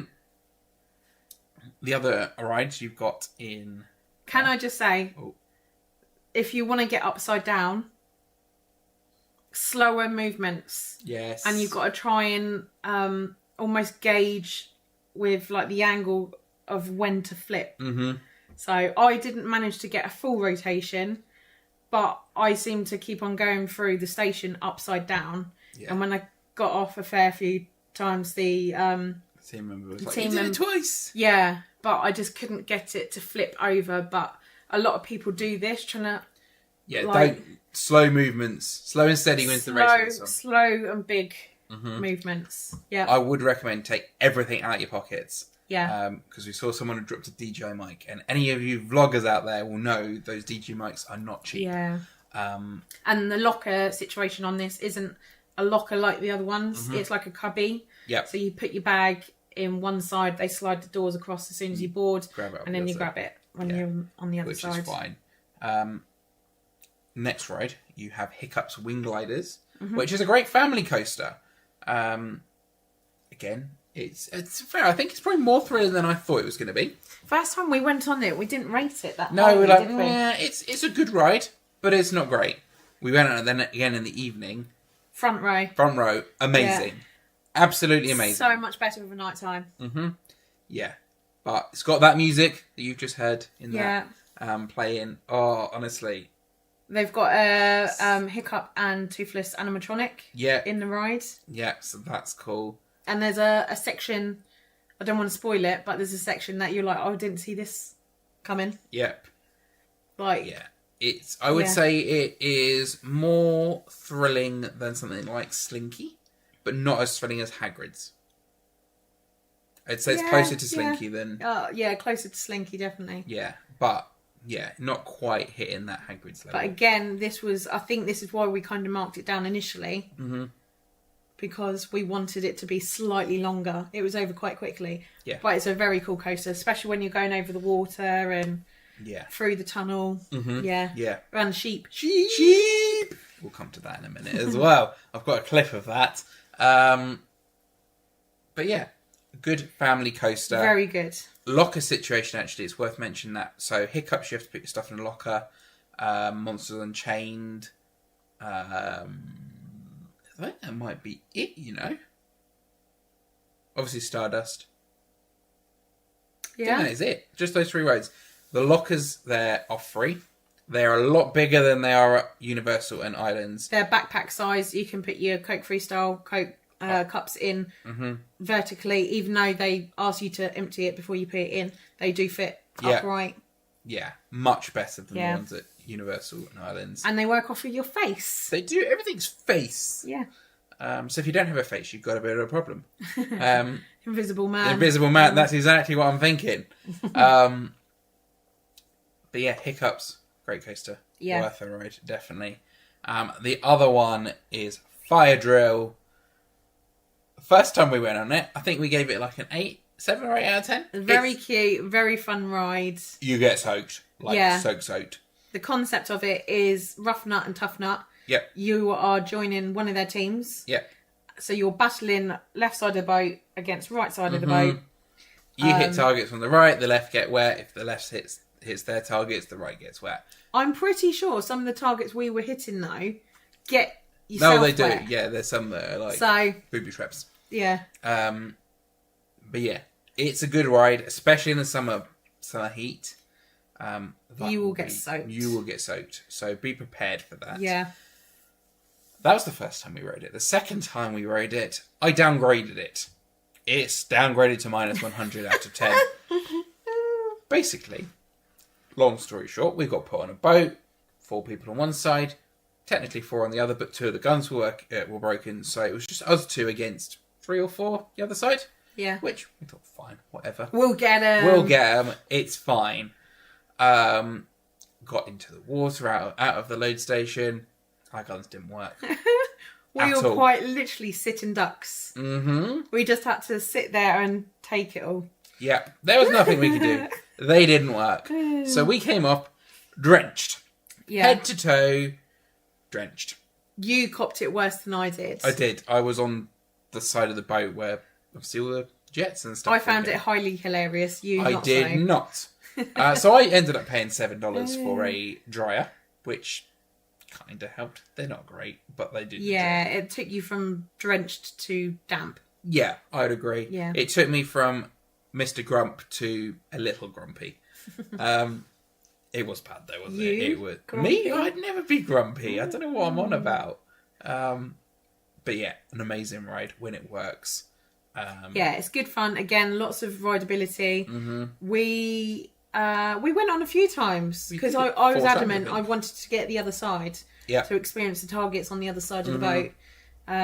There's sections where you can get your direction of the gun to get people on the loading. You can soak the queue. Yeah. Or the you can queue soak the load station and Yeah. get the team members wet. So there's like banners, and you can just, if you're facing into the station, you can get it. Just And go people aren't soak them. expecting it. Yeah. it's Someone good got fun. a team member when we were going in, and I was like, you must like hate that. And she was like, no, it's quite nice in this Yeah. heat. But yeah, if you're in the queue, you are not safe. You are definitely not safe. No, but then you're going on a water Exactly. ride. It's just preparing you Yeah. for it. But yeah, all 3 rides in Berk, a lot of fun. I'd say the level of theming in this land, every land is highly detailed, so much to see, so much to do. Yep. But this one, the land is so much bigger.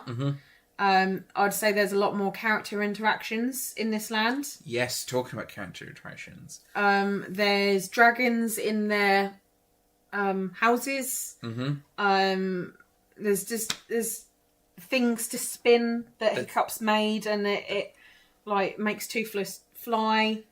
The wood carvings. There's so much to do in this land. It's phenomenal. There is a lot. Zoe mentioned the character interactions.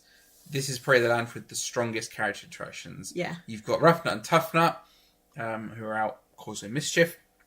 And they're free roaming. They are. So, yeah, you've got them. You've got Astrid. So we had a nice little interaction with Astrid, didn't we? You've got Gobber the Belch, who works in the old Forge. the Forge, which we've got a clip actually of Gobber and our experience. If you've seen the vlog, then you would have already seen this clip. So enjoy it again. If you've not, then here we are. How you doing? Doing very well. Welcome to Gobber's Forge. Gobber the Belch at your service. This is a nice place you got. Aye, the pride and joy of Berk. Everything and everything you need in your quest to ride a dragon is made right here. Whether it's helmeted saddles to keep you on the back of a dragon without cracking open your skull, swords and shields to crack open someone else's skull, or anything in between. Good to know. Yeah, very handy. What do you- Wow. Well, not quite handy. Well, Hooky. this was a parting gift from a monstrous nightmare. You see, it was a very different time here in Berk only 5 years ago. We Vikings and dragons, well, we weren't quite as friendly as we are today. Oh, wrong button. I'm getting used to this new software. So yeah, that was our interaction with Gobber. And it went on it so did much longer. that. Yeah, we've cropped that down a little bit. Having our photo, he came out, didn't he? He went, sheep. Yeah, he was like, let me come around and have a photo, and like know how people go. Say cheese. He was His word was sheep, and then me and him were having a who could do it for longest. A sheep off. A sheep off. Yeah, Sheep off. it was a very good interaction. It was. Yeah. Talking of good interactions, though, my favourite interaction was Toothless. Toothless. Oh, honestly, I'm going to play the clip in a second. Our full interaction with Toothless, a couple of minutes interaction, but it's incredible. We met Hiccup with him, which was cool. So you don't always get Hiccup with Toothless. No, sometimes they rotate it. It might be Astrid. It might be like another general character from the land. but we were lucky to get Hiccup with Toothless. Here's our interaction. Hello. Hi there, how you guys doing? Yeah, good. You? I can't complain, hanging out with my best bud all morning. Yeah. Although we've been having a kind of a smothering smoke breath problem today. Luckily, I don't see anything shiny. No, You guys, no, yeah, all good. they blow a big cloud of smoke around them, steal all things shiny. Those shiny things, including my leg, his tail rod. Kind of important to function, yeah. So Yeah. keep an eye out for him. If you see him, you come back. Let me know, okay? Will do. Yeah, Wanna no worries. say hi to my Yeah, let's do it. Yeah, come on over. Thank you so much. I gave them a little warning about the smothering smoke prints to keep an eye out for them. Yeah, just hold on to your tail rod. It'll be okay by this time. Sorry about the fist breath, too. That's kind of an occupational hazard. Yeah. You want to hold your hand out? I'll give you a little sniff. If you hold it just above his head, he should go right. There you go. You're so good with it. There you go. Come say hi to our other friend here. There you go. Nice. Do you have dragons drinks at home? Okay, you could have had me. But I got sugar with it. Do we want to? You want to do one on each side, maybe? That way, yeah, let's do it. Both put your hands on top of that big knife. It's bigger every single time. Yeah. Alrighty, big smile. Love that smile. Toothless. 1, 2, 3. We'll get another one. 1, 2, 3. Perfect. Can we get a selfie as well? Oh, of course. Yeah. Just right in here. 4. There we go.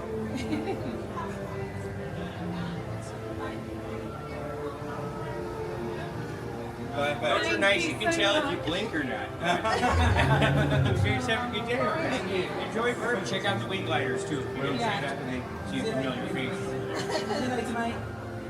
Oh, he likes you. Yeah. I would have guessed you had fish this morning. He really likes you. All right, you see you guys. Have a good day. Such a good interaction. Yeah. And we've got no dragons here, by the way. Like, we've got a beagle that likes fusses.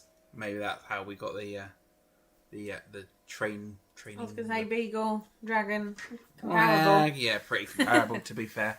But yeah, amazing interaction that was.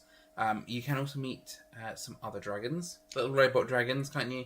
Yeah. Which are cool. So Toothless, his babies come out one at a time. Yeah.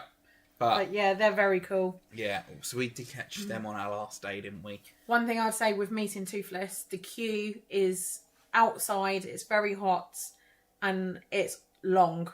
It's long. Like, so many people want to queue, and you get a decent amount of time with Toothless. Yeah, so that was our full interaction there, so a couple of minutes long. Yeah. So it was nice to have that interaction, to be fair. So I'd say try and rope drop Toothless. Yeah, I mean, we did. We went... Was it just at the end of early entry? Yeah. They'd let us in. I think we waited about 40 minutes, 40 minutes for him. And I'll do it again, honestly. Best interaction we've had in a theme park, for sure. And the animatronic is so detailed. Like, his nose, like... It's actually toothless.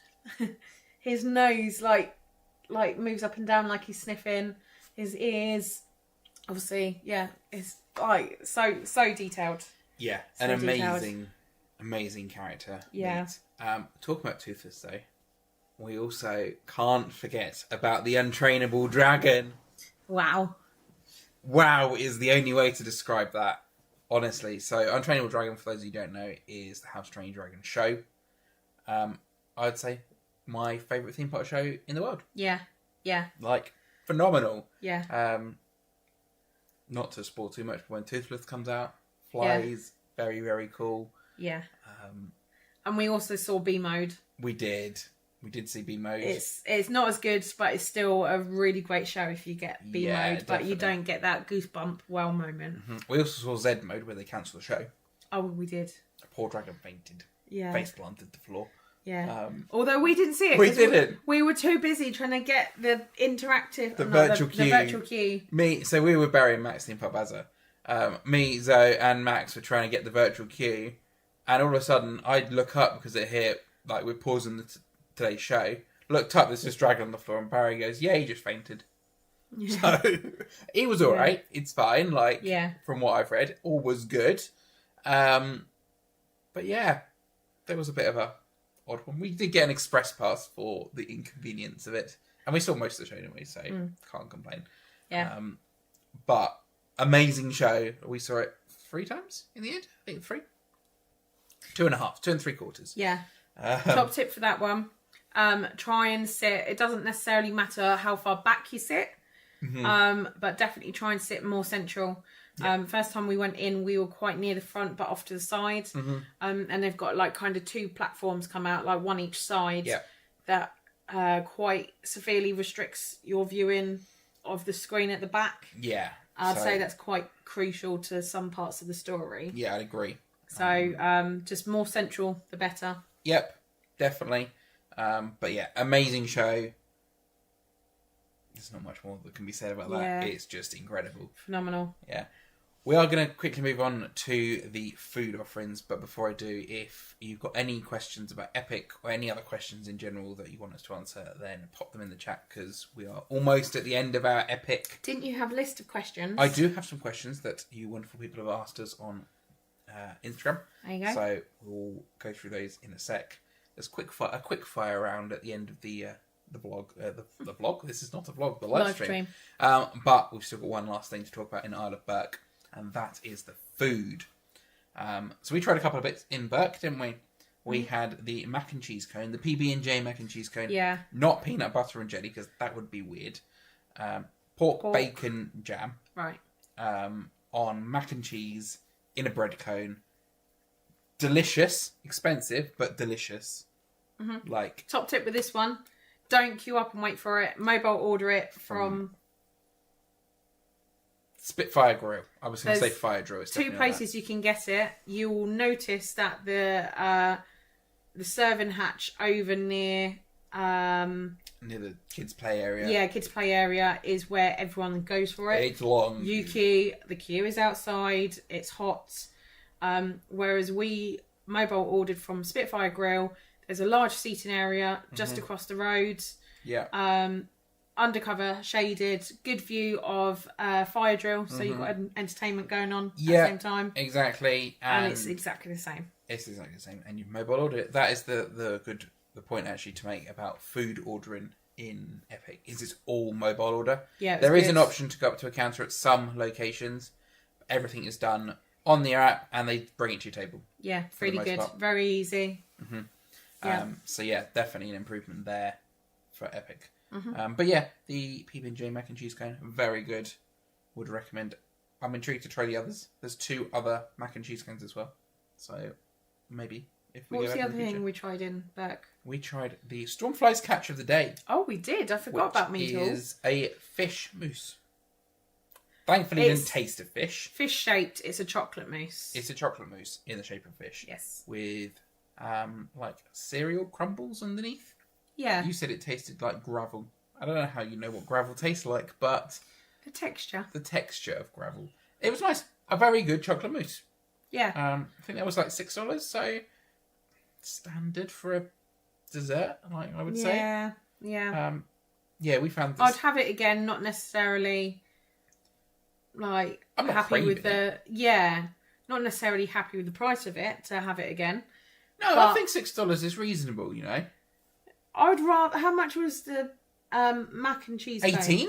Oh, wow. Okay, I'll go for the fish. Thanks. Yeah. Wow. I think it was 16 or 18. 18? It was $16 or $18. It wasn't cheap. Whether it's worth that, No. no. But you're on holiday. You're in a theme park. How much was the pizza then? I couldn't tell you. 6, 17, 18, 19, I'd maybe rather 20, a pizza than a mac and cheese maybe cone. 20. I'd have to have a look Okay. on the bank statement. But yeah, Wow. food is not cheap. But the exchange rate is better than it was. So Yeah. yeah. So yeah, they were the 2 bits we had for eats, wasn't it, in Isle of Burke. They do have Coke Freestyle across the whole park. There's a Yeah. lot of stations actually to fill those up Yeah. in all the lands apart from in Harry Potter because that's not allowed. JK? Yeah, JK won't allow it, but we don't Oh. talk about JK. Didn't realise that. Yeah, that's why you can't buy Coke products in any of the Harry Potter. Oh. You not noticed that before? There's a Coke Freestyle at the service thing just outside the Yeah, land. you're good. There's plenty around. Yeah. Ash is home. Hey Ash, Hello. you've missed the last 2 hours of the live stream. Sorry, mate. If Emma will catch you up. She will. Or if you're up late with George and you want something to send yourself to sleep and George to sleep, feel free to watch this. But yeah. I'd say that the wow factor of walking into Burke is probably one of my favourites. I think Nintendo Land's got a wow. Yeah. The reveal for Monsters comes a little bit later on with the mansion. Yeah. Harry Potter isn't necessarily... The wow moment for Potter is going Is through the the ride, Flea yeah. Network. That's where the wow moment for that is. And But then- walking into Isle of Burke and you've got the 2 statues, you've got the Viking and the dragon. yeah. We walked in one day and the flame within the mouth Was on. was on. That's cool. The lighting of a night time in Burke. Yeah. It's a phenomenal land. It's amazing. It is. It is brilliant. Yeah. It's a brilliant park. all in Yeah. all. Should we do a little recap of our tips and tricks Okay. from Epic? And then we've got a few questions in general before we end the stream and give you the rest of your evening back. Yep. Overall, So staying on site at Universal, make the most of that early entry. make the most of the hour extra. So check the park opening times, and it is an hour before that. the general admission. Yep. Make sure you get to the bus ASAP to make the most of that early entry. Yep. Don't be put off by the security lines. No, they move quite quickly, and if the queue for the left and Nintendo is too long, join the right and you can cut across Celestial Park. Make sure you're back out of the land ready for your second land before general admission, because they will let you in before everyone else. Yep. Don't miss the shows and entertainment. It's not all about the rides at Epic. Yeah. There's so much more to do. You could, to be fair, you could probably do that park without going on a single ride Yeah. and still enjoy Soak your day. in the atmosphere, the Roman characters. Interact, like you get out of it what you put into it. Yeah. Like if you go up to the characters and speak to Igor or speak to Astrid or Hiccup or whatever, you're gonna get a nice interaction out of it. More memories, all good stuff. If you don't want to, you don't have to. I mean, Igor does come over to you and might start to try to talk to you or give you an arm or a leg or a foot.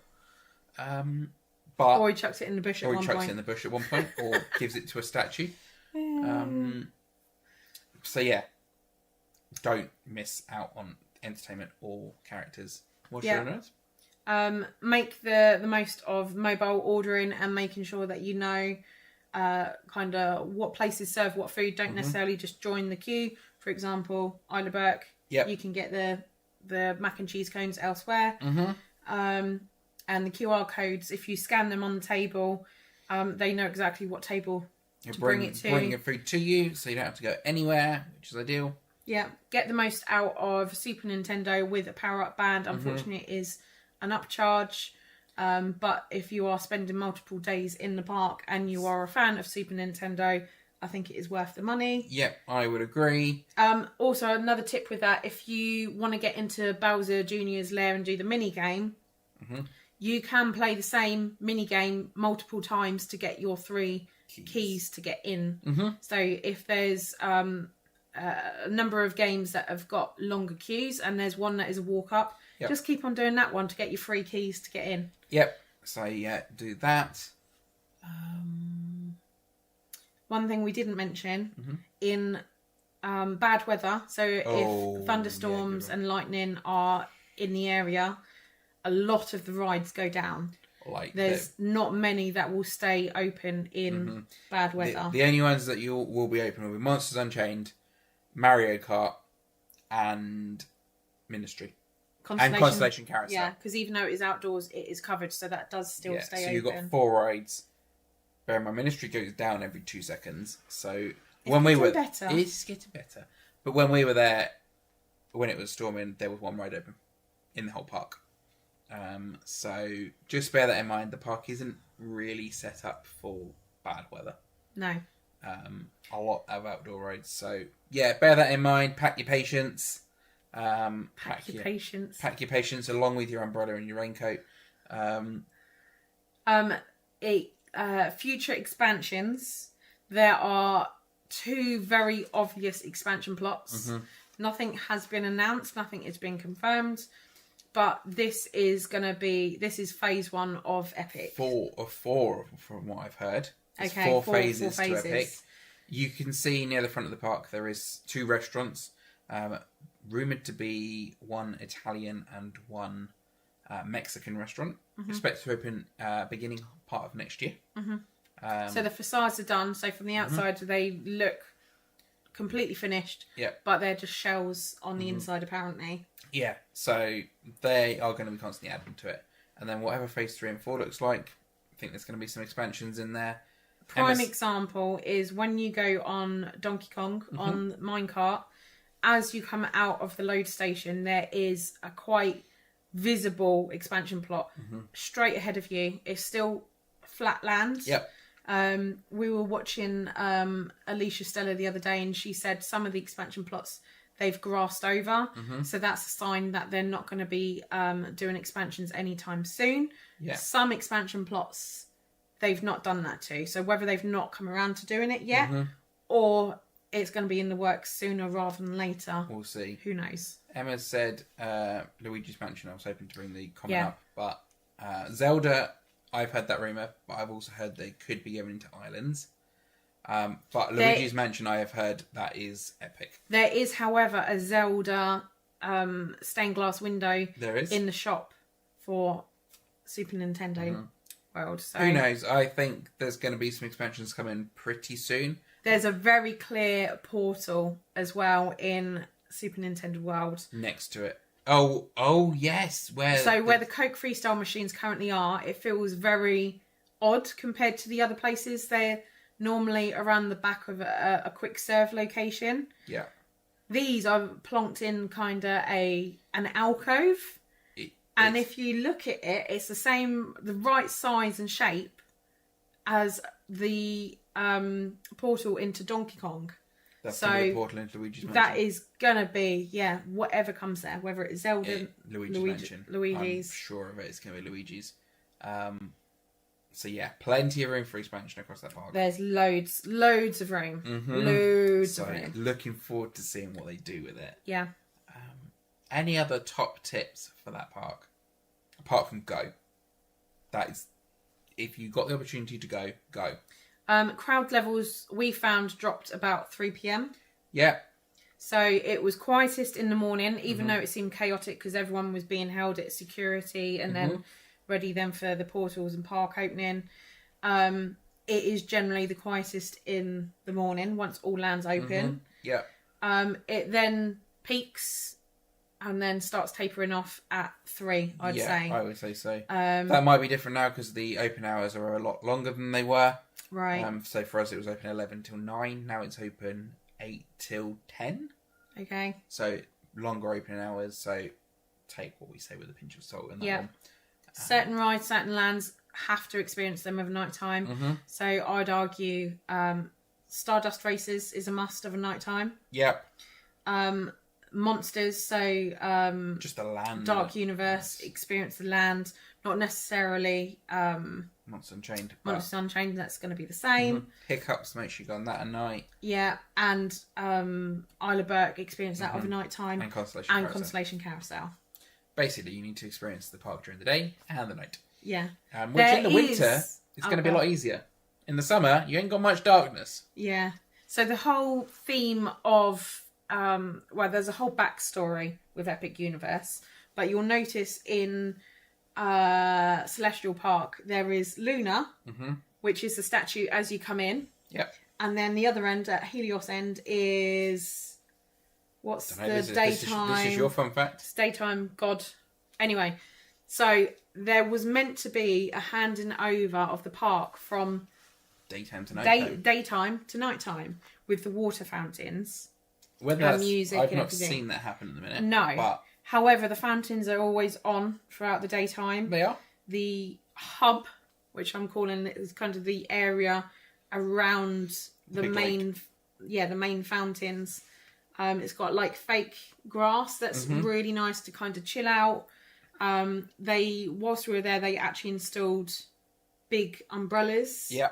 Because that is one thing. There's not much shade in Celestial Park. No shade at all. So I think they are working on that. They're slowly getting around to installing more shade. To be fair, I think that could probably be said about the whole park. There's not much shade in the park. Yeah, There's areas, but there's not much shade. it's a very young park, so there's so much foliage, so many trees, so many bushes and plants everywhere. It's stunning, but they're quite young trees and young plants. Yeah. It's a vast area, It'll grow into itself, for sure. and the trees just aren't casting that shade at the moment. But if the lands are getting too busy, too crowded at any point, Celestial is a really nice calming atmosphere, plenty of sort of tables, chairs, benches, the grass hub Yeah. to sit in and chill at. They do a fountain show at night as well, so Yeah. hopefully they bring fireworks and drones and things like that to it. But at the minute, they've just got fountain They show. did for media opening, didn't Yeah. they? So hopefully It was stunning. it was, and hopefully they bring something like that to the park for normal guests at some point in the future. They're drones. The drones were very cool. Yeah, and they've got drone dragons. They have. We didn't see those one No. flying, but they have got drone dragons. But yeah, I think that, unless anyone's got any other questions about Epic, we're going to move on to a bit of a quick fire about some of the questions we were asked on Instagram. Emma says she's trying to convince Ashley to do a night at one of the Universal hotels. I think, yeah. I would say it's not essential for Epic.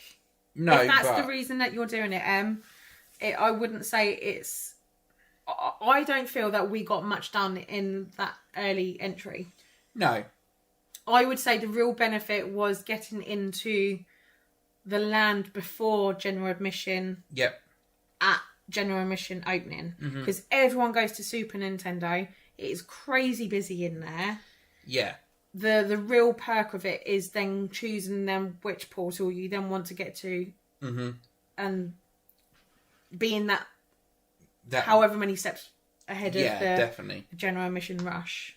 But, I mean, the Universal hotels are pretty good, so... Yeah. Yeah.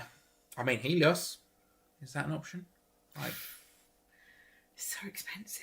it is. It is, I would but- argue it's not worth the money. No, if you can find a good deal, then maybe. But For that view, you can go up to the Helios bar at the top True. and enjoy it for the cost of a drink and snacks. Very So, true. yeah. Very true. Right. Got some quick fire questions. First one is from Emma. Shall her and Ashley book it? Well, you already booked it, so I don't need to answer that one. Yeah. But the answer would have been yes. Yes. Emma, definitely not at that price. £609 for one night. No. Yeah, definitely not an option. I agree with you. Crikey. Honestly, Emma, reservations are quite hard to get for the bar, I think. But if you can get one, just do that. just do that. Yeah, I'd agree. Dan Bohr has asked, we have one day, where should we focus our time? Quick fire. Where should he focus his time? I think Isle of Berk. Well, we know Dan. He's got a little one. Isle of Berk, Nintendo. And Dan and Amber need to go on to Monsters. Yeah. It's hard because I would say Ministry, but it's not worth wasting hours at. So it depends what the queue time is, whether it goes down. Isle of Berk, definitely. Yeah. I wouldn't say necessarily all the rides. Just mooch around the land, do the show, and probably hiccups. Yeah, I'd agree. Monsters, like Do Monsters Unchained. Dark, but- yeah, Dark Universe, definitely do Monsters Unchained, but see how, Charlie is with, Yeah. because we mentioned earlier on in the live stream that there is a parent swap room, but to get to the parent swap room, apparently you've got to walk the entire queue, and the queue is arguably The scariest. scarier than the actual ride. So Yeah. definitely try and at least get into the Flu Network for Harry Potter, Yeah. and Are go on Stardust Are you overnight time. basically saying to Dan then that one day is not enough? No. You can get that. I reckon you could get that done, depending on wait times. Definitely. If you've only got time for one show, definitely Untrainable, Yeah. and one ride in Berk. Yeah. Don't have to go on Constellation Carousel. Just see it overnight time. Monsters Unchained Yeah. and Flu Network for Harry Potter. Yeah, I'd say so. I mean, Dan, I'm sure we'll catch up before you go anyway. So yeah, you can pick our brains, ask us many And questions. nighttime like, on Stardust. There's quite a bit. What are your... So some of these aren't all just Epic now. What are the park must-dos for only one day in the park? I think we've just covered that for Epic. That's our preference. Yeah. So I think if you're going with, say, a family and you've got younger ones, you've got older ones, it's probably going to differ. So if you've got young ones, so for example, Dan and Amber, Yeah. Yoshi's is probably going to be on there. Constellation Carousel is probably going to be on there. True. It varies depending on what your interests are. Yeah. If you don't care about Nintendo, then that potentially isn't something for you to be worried about. Yeah. Or Harry Potter or whatever. But yeah, that's our thoughts as our must do's. How do you go to Disney more often on a budget? We stay off site usually. This trip we couldn't because of getting tickets. This trip forced us because we had to be on site to be able to access the tickets. And we found a very good deal, so that helps. Yeah, this trip, the Cabana Bay was coming up cheaper than the lower grade Universal hotels, so like Dockside, Surfside, even like Aventura. And I think it was only £10 a night more, or $10 a night more than the Rosen. Yeah, It was crazy. Wasn't it the Lake Buena Vista was more expensive? Yeah, it was the Rosen International Drive that was $10 cheaper a night. So Right. it was minimal. But then doing that, ideally we would have then needed a car hire. Yep, which would then add quite a bit of cost into it. Yeah, adding on then parking and the car hire costs. We flew with TUI this time. If you've not seen our travel day vlog, then yeah, we flew with TUI. Got a last minute deal, like really cheap. So if you can book last minute, then that might be the way to do it. That's a fair point. I don't know, because with Rosedin they do shuttle buses to the parks. Yep. I don't know how you then get on if you're saying going to Epic. You'd have to change buses and then get another bus across. I'm assuming they would take you to the hub at Islands and studios like City Walk. I'd imagine so, yeah. And then you would have to then get a bus down from there. I would guess so. I don't know. Look into that if you're staying off site and you're not driving, but yeah, that's how we go. Yeah, more often we do it on the road. also first day that we're there, we go to Walmart and get a mass of drinks, food, snacks. So we make sure that we have breakfast before we leave in the morning. Take some bits into the park with you is always a good one. So like pre-packaged stuff or things that go in like Ziploc bags quite easily. So whether that be like croissants or crisps. Yeah, things like that. Yeah, things that aren't going to get bashed about too much or melt and heat like chocolate. Yep. So it then means that we can get away with just having like one meal in the park. Yeah, 1 million snack I think we would tend to do. There was one day where we had the two. It was, yeah. But most days we would just sit down for one quick service meal. And that was enough for us. Yeah. But yeah, that's that one. I mean, that was specifically about Disney, so it's the same. How do you do Disney more often on a budget? It's all very similar. Stay outside, take stuff into the parks, book last minute if you can with TUI. They're all interchangeable in those tips. So hotels we would recommend off-site are Rosen Inn. Rosen Inn, Lake Buena Vista is up by Disney. That's very good. Yeah, they do shuttle buses, or just factor in Uber costs. It's not far, so and another tip for staying off-site, but for Disney, depending on where the location of your hotel is, get as far. Say if you're staying north of Disney, get as far north as you possibly can on Disney property using Disney transportation. Then get buses. Then get your Uber. Yep. So for example, Disney Springs is pretty much as far north as you're going to get. So. Yep. So. Yeah. And avoid park opening and park closing time because the cost of Ubers then skyrocket. Yeah, so that's actually one thing worth mentioning for Epic is it's quite close to the convention centre. So if there's a convention on, they add quite a bit onto the Uber cost to get to Right, Epic. okay. I saw someone that said they had like $20 onto the cost. Right. Because there was a convention on. So, worth bearing that in mind. But yeah, just factor it in. Sometimes it's cheaper to stay on site. Yeah. Often not, but sometimes it is. There can be good offers out there. Yeah. But yeah, if you've got any other questions about that, feel free to drop us a DM on socials. Simon Traveling Jedi says, when are you going back? We don't know. We've not got anything planned at the minute, but who knows? Any trips? Not even Disneyland Paris. Not even a. Well, we're going up to my parents this weekend. Can that count as a trip? Yeah. There you go. We've got a trip. There you go. Woo, we're going 2 hours up the road. But yeah, actual holidays. No. Nothing at the minute, but Nothing planned. ways looking.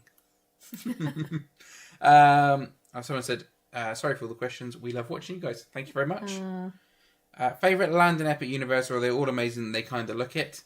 They're all amazing. Burke. Burke, though, is overall the strongest land. In my order of favourite, Yep. Burke top, Yep. Monsters Yep. second, so Agree. Dark Universe. Agree. Then Nintendo, Yep. Celestial.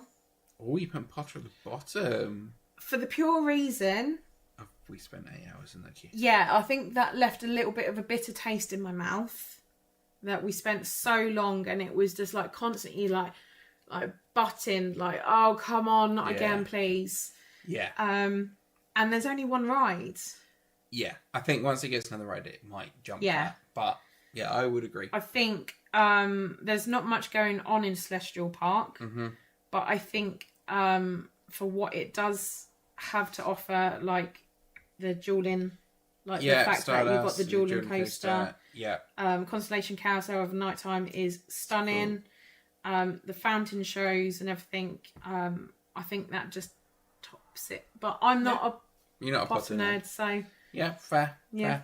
Fair. Emma said, I heard June is nice in Orlando. Emma, we've only just got back. Like, no. Like, Emma on the chat. oh, sorry, I was like that. No, Emma said, I heard June is nice in Orlando. Like, we got back 3 weeks ago. Yeah, we we would love to, but yeah. not this time. Yeah. Maybe in the future we'll cross paths and. I've crossed paths You with have? Ashley and Emma Have plenty I? of I don't times. think. No, I haven't. I don't think. But They're good theme park buddies, Ashley and Emma. So and George. No. yeah. Although I've never done a theme park with George because has he actually gone to a theme park yet, George? Well, George is not going to answer that. Emma's going to answer that. Yeah, I know. But yeah. Oh my god, is Florida going to be his first theme park? Oh, that'd be cute. Best restaurant out of the Disney Universal bubbles. Quick fire, go on. Oh, Cheddar's Scratch Kitchen is a I good was option. gonna say Cheddar's is up there. I like Cheesecake Factory. Yeah, it's a good shout. Outback Steakhouse, I quite like. Torchy's Tacos. Oh, Torchy's, I forgot about Torchy's, that's a good shout. What was the pizza one? The pizza one. Oh, Flipper's Pizza. Flipper's Pizza. That was good. Ford's Garage is good. Yeah, There's that's many options. mostly on theming, but it's good food as well. I mean, if we want to, if you want a live stream at some point talking through all the stuff to do off-site, then Longhorns. Longhorns a good shout, yeah. Although you prefer Outback. I do prefer Outback over Longhorns, but there are a lot of good options off-site. Yeah. Any food you think's overrated? Overpriced. Definitely. Overpriced everything. Overrated. Overrated foods. I'm not a snack person. I will happily go through the day without a snack. If I'm spending my money, I'd rather spend it on a meal that is going to sustain me rather than a snack. £8 on a snack. Gotta have some snacks. I thought you were going to say Mickey Premium bars. Oh, yeah, definitely. I'm not a fan of chocolate ices, though, so... Yeah, fair. I don't know if there are any food that's overrated. That's a tough one. The Disney World churros. Yeah. Disneyland's. And beignets are like... Oh, California, they're definitely not overrated. They are underrated. Not in California, but the world ones. Not had them. Never had them. But churros in Disney World are nowhere near as good. I'd say that's pretty overrated. Or turkey legs. Turkey. No. What is turkey it with legs turkey all legs? about? No. They look awful. Like, they smell awful. And apparently they're very salty. Yeah. I've not had one, so I can't confirm that. But even just the look of them, no. Before we come back to a couple more questions, Emma said, even more reason to go in June. We'd love to, but yeah, we can't. Sorry, Em. Not this year, anyway. Universal's going to be George's first theme park. What's going to be his first ride, Em? Like, it's Mummy! It's not quite tall enough for that. Sorry. Or floss? No, it's not cool.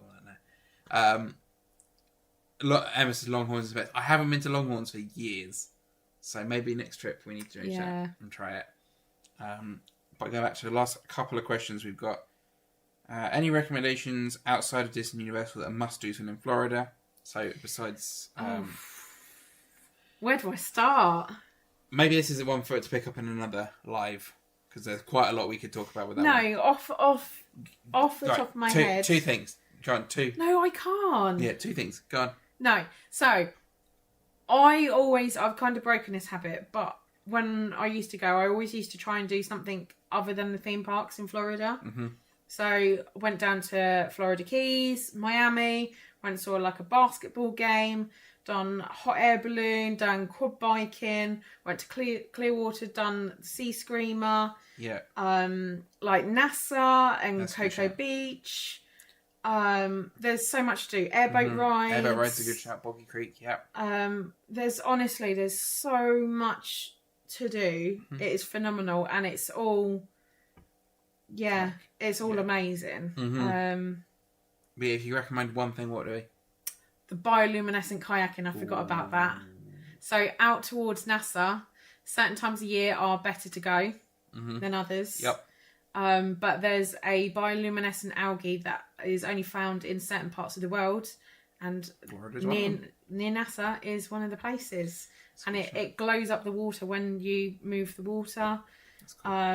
And it's phenomenal. It's like real life Pandora. Nice. And another thing, swimming with manatees, which is in the other direction, so that's Clearwater direction. Natural springs out there. Again, certain times of year are better than others. Yep. I think the winter months are the better months to go Mm-hmm. because the manatees come into the natural springs Yep. because they're heated, they're warmer. Mm-hmm. So they come in for a bit of warmth, and there's loads of manatees. That's cool. That's And you just float and like snorkel, and they're just there. Nice. Yeah, very cool. Very cool Honestly, indeed. so many phenomenal experiences outside the parks. Mhm. Maybe we'll do a live stream at some point. Can talk through a bit more Yeah. like that in some detail. Randy and Alice say they're leaving in 10 days. Have a great trip. Going to Universal for 3 days, 4 days at Disney, and a 7-day cruise. Nice. sounds That's like a good mix. Great trip. Are you guys doing Epic? Let us know if you are and what you're most looking forward to. Favourite place to be in Florida? The theme parks for me. Disney, Universal, I'm not fussed. Whichever. That's for me. Yeah, I think my kind of stance on Florida has changed over the years. No, wait, let me finish. It used to be very much ride from one to the next. I'm kind of enjoying like the atmosphere more these days. Taking it more chilled. I think we found that when we went to Disney in January and sat at Wilderness Lodge Yeah. for an hour. Just sat there Yeah. chilling. That was nice. So crowd levels when we went for New Year into January were just crazy. I think because of the bad weather, it grounded a lot of people for their homeward flights. Yeah. It was And then just after it was Run Christmas. Disney. There's so much stuff against us. So it forced us to take it slower rather than hopping from ride to ride to ride. But I really nice. enjoyed it. That We was done nice. a lot of resort hopping and just chilled at the resorts. Went like to even some if you're not staying there, you can still go to the resorts and Went to some of the chill. deluxe resorts, which I'd love to stay at, but I can't justify the cost one day. Yeah. But yeah, Wilderness Lodge was nice just sat there. No, I do have to agree. Just somewhere with atmosphere, something to do when you're just like, I'm bored now. Shall we go catch a ride? What ride should it be? What should we Okay. do? But Yeah. just enjoyed taking it chill. Yep. Next question, quick fire one for you. What's your favourite Universal park now you've done them all? Epic Universe. Epic, yeah. Universal Park, definitely epic. What rides do you steer clear of from all the parks, including Disney? Your Star Tours, Yeah, Star Tours. Mission Space Orange. Yeah. No, You've not done it, I don't though. want to. I don't know. It's a puke machine. No thanks. Forbidden Journey. It's that's just right. not worth the headache Yeah. of feeling rough. I think that's about it. I think I would do it if it was a better ride. But it's, I think that might be the next Harry Potter thing. I think that'll get gutted and they'll put some in there. Or Okay. upgrade it like monsters. That'd be cool. yeah. I yeah. think that's the thing. We've been spoilt now with what is now possible. With the same ride system. The ride is looking very dated, clunky, out of focus. It needs some work, that one. Yeah. But it was amazing for its yeah. time. So. Yeah, exactly. But yeah, ride to take clear of. I think that's about it, to be fair. Ride-wise. I don't think there's anything else that I'd overly avoid. Steer clear of including Disney. You've still not done Manta at SeaWorld. Not done most of the rides at SeaWorld, but yeah. That was before you would go upside down. Yeah, We indeed. need to get back so now, you can well, you don't have to tell me get twice. some more coaster creds. Don't have to tell me twice to book another trip. Choose one ride from all of Disney or Universal to put in your own theme park. Monsters Unchained. Yeah, I think mine's Monsters Unchained for me. Harry Potter or Monsters Unchained. Unchanged? Yep. Uh, Or Stardust Races. Yeah, both strong. Oh, Velocicoaster. There's so many. Do you save up, then book, or book, then save? We've done both. We've done both, yeah. There's... If you book and then save, then just make sure you budget and you know what you've got to save and make sure it's reasonable to be able to do that before your trip. If you book it, save and then book, then... Yeah. We so in terms of budgeting for holiday, we tend to make sure that we can pay the balance before it's due. Yep. So we'll cover the deposit. That's not a problem. Yep. And we'll make sure we've got enough in savings just in case anything was to happen. Unforeseen expense come. Yeah. We've got enough in savings to cover it. Yeah, but just make sure, I guess it's just budgeting, make sure that you can afford to put away what you need to be able to pay off. Yeah, including your park tickets, including your spending. Yeah. And then in terms of spending whilst you're out there, we both use travel credit cards. Yep. Yeah. So I've got the Halifax Clarity. I've got the Nationwide credit card, but we talked about this quite a bit in Travel Day vlog. So if you want to, find out a bit more about our... Basically, it's probably the easiest way, as long as you're savvy with paying off the balance in full, so you don't get any interest. All right, Martin Lewis, in full. In full, it is the best exchange rate you can get, really. Yeah, and always pay in the local currency. Yes. Don't select pounds when you're there. Local currency. Let the bank do the conversion rather than the kiosk. Machine. Yeah, you get the better rate that way. Yeah. But yeah, that is the last question. Randy and Alice say they have one day Epic. Excited for Ministry, but not waiting 300 minutes for you. No. Correct. Don't blame you. Hopefully... Save it towards the end of the day. I know it's a risk that it might go down. It's been a 15-minute wait at the end of the day lately. Yeah. And also, you're going in 10 days, so hopefully capacity will be as it is now. It's been sitting around an hour to an hour and a half. Yeah. Just keep an eye on it and either hit it when it's gone down and it's literally come back up. That's a sweet spot. Or wait until the end of the day. But obviously, you do run the risk of not getting on it at all. But yeah, it's not worth a 300-minute wait. It's definitely not. I'd agree. But yeah, I think that's going to do it. Thank you for joining us and for all the questions you sent through. I think we say it every time we do live stream. I think we should do some more of these. Yeah. It's been quite nice just having a chat, isn't it? Yeah. Hopefully it's been helpful. If there's anything that you've got any further questions on, anything that we didn't answer, anything you think of later, just let Nathan know. He'll answer. Because... Drop us a DM on socials, and we're more than happy to help answer any questions. I'm going to do one last shameless plug because why not? If you've not already checked out Travel Day and our 2 Epic Universe vlogs, they are up now. We have 2 more vlogs coming from this mini Epic Universe series. One of them from Islands and Studios, and one from our Travel Home Day and our experience with TUI. And then we return back to our January series where we've got about 5 or 6 videos, I think, left of that one, including the finale of our Price is Right challenge at Magic Kingdom. Yeah. So that is coming up. And after that, who knows? I just thought of another top tip. I don't know how much longer they're doing it for, but for Randy and Alice, if they're going in 10 days' time, the paintings and the poems... It's finished. Finishes today. Finished. Oh, okay. Unless they extend it. If they've extended it, you can get handwritten poems, well, I say handwritten, hand-typed custom poems for free, and watercolour pictures for free. Yeah. But as far as I'm aware, they finished this week. They might bring it back, so hopefully. Just check it out. That was in Celestial Park on... there's like little round hut things near the central hub lake. So just swing by. If there's anyone there, then pop your head in. Yeah. But that is going to do it. Thank you very much for joining us for this live stream. And until next time, we shall see you real soon. Bye. I want to go back.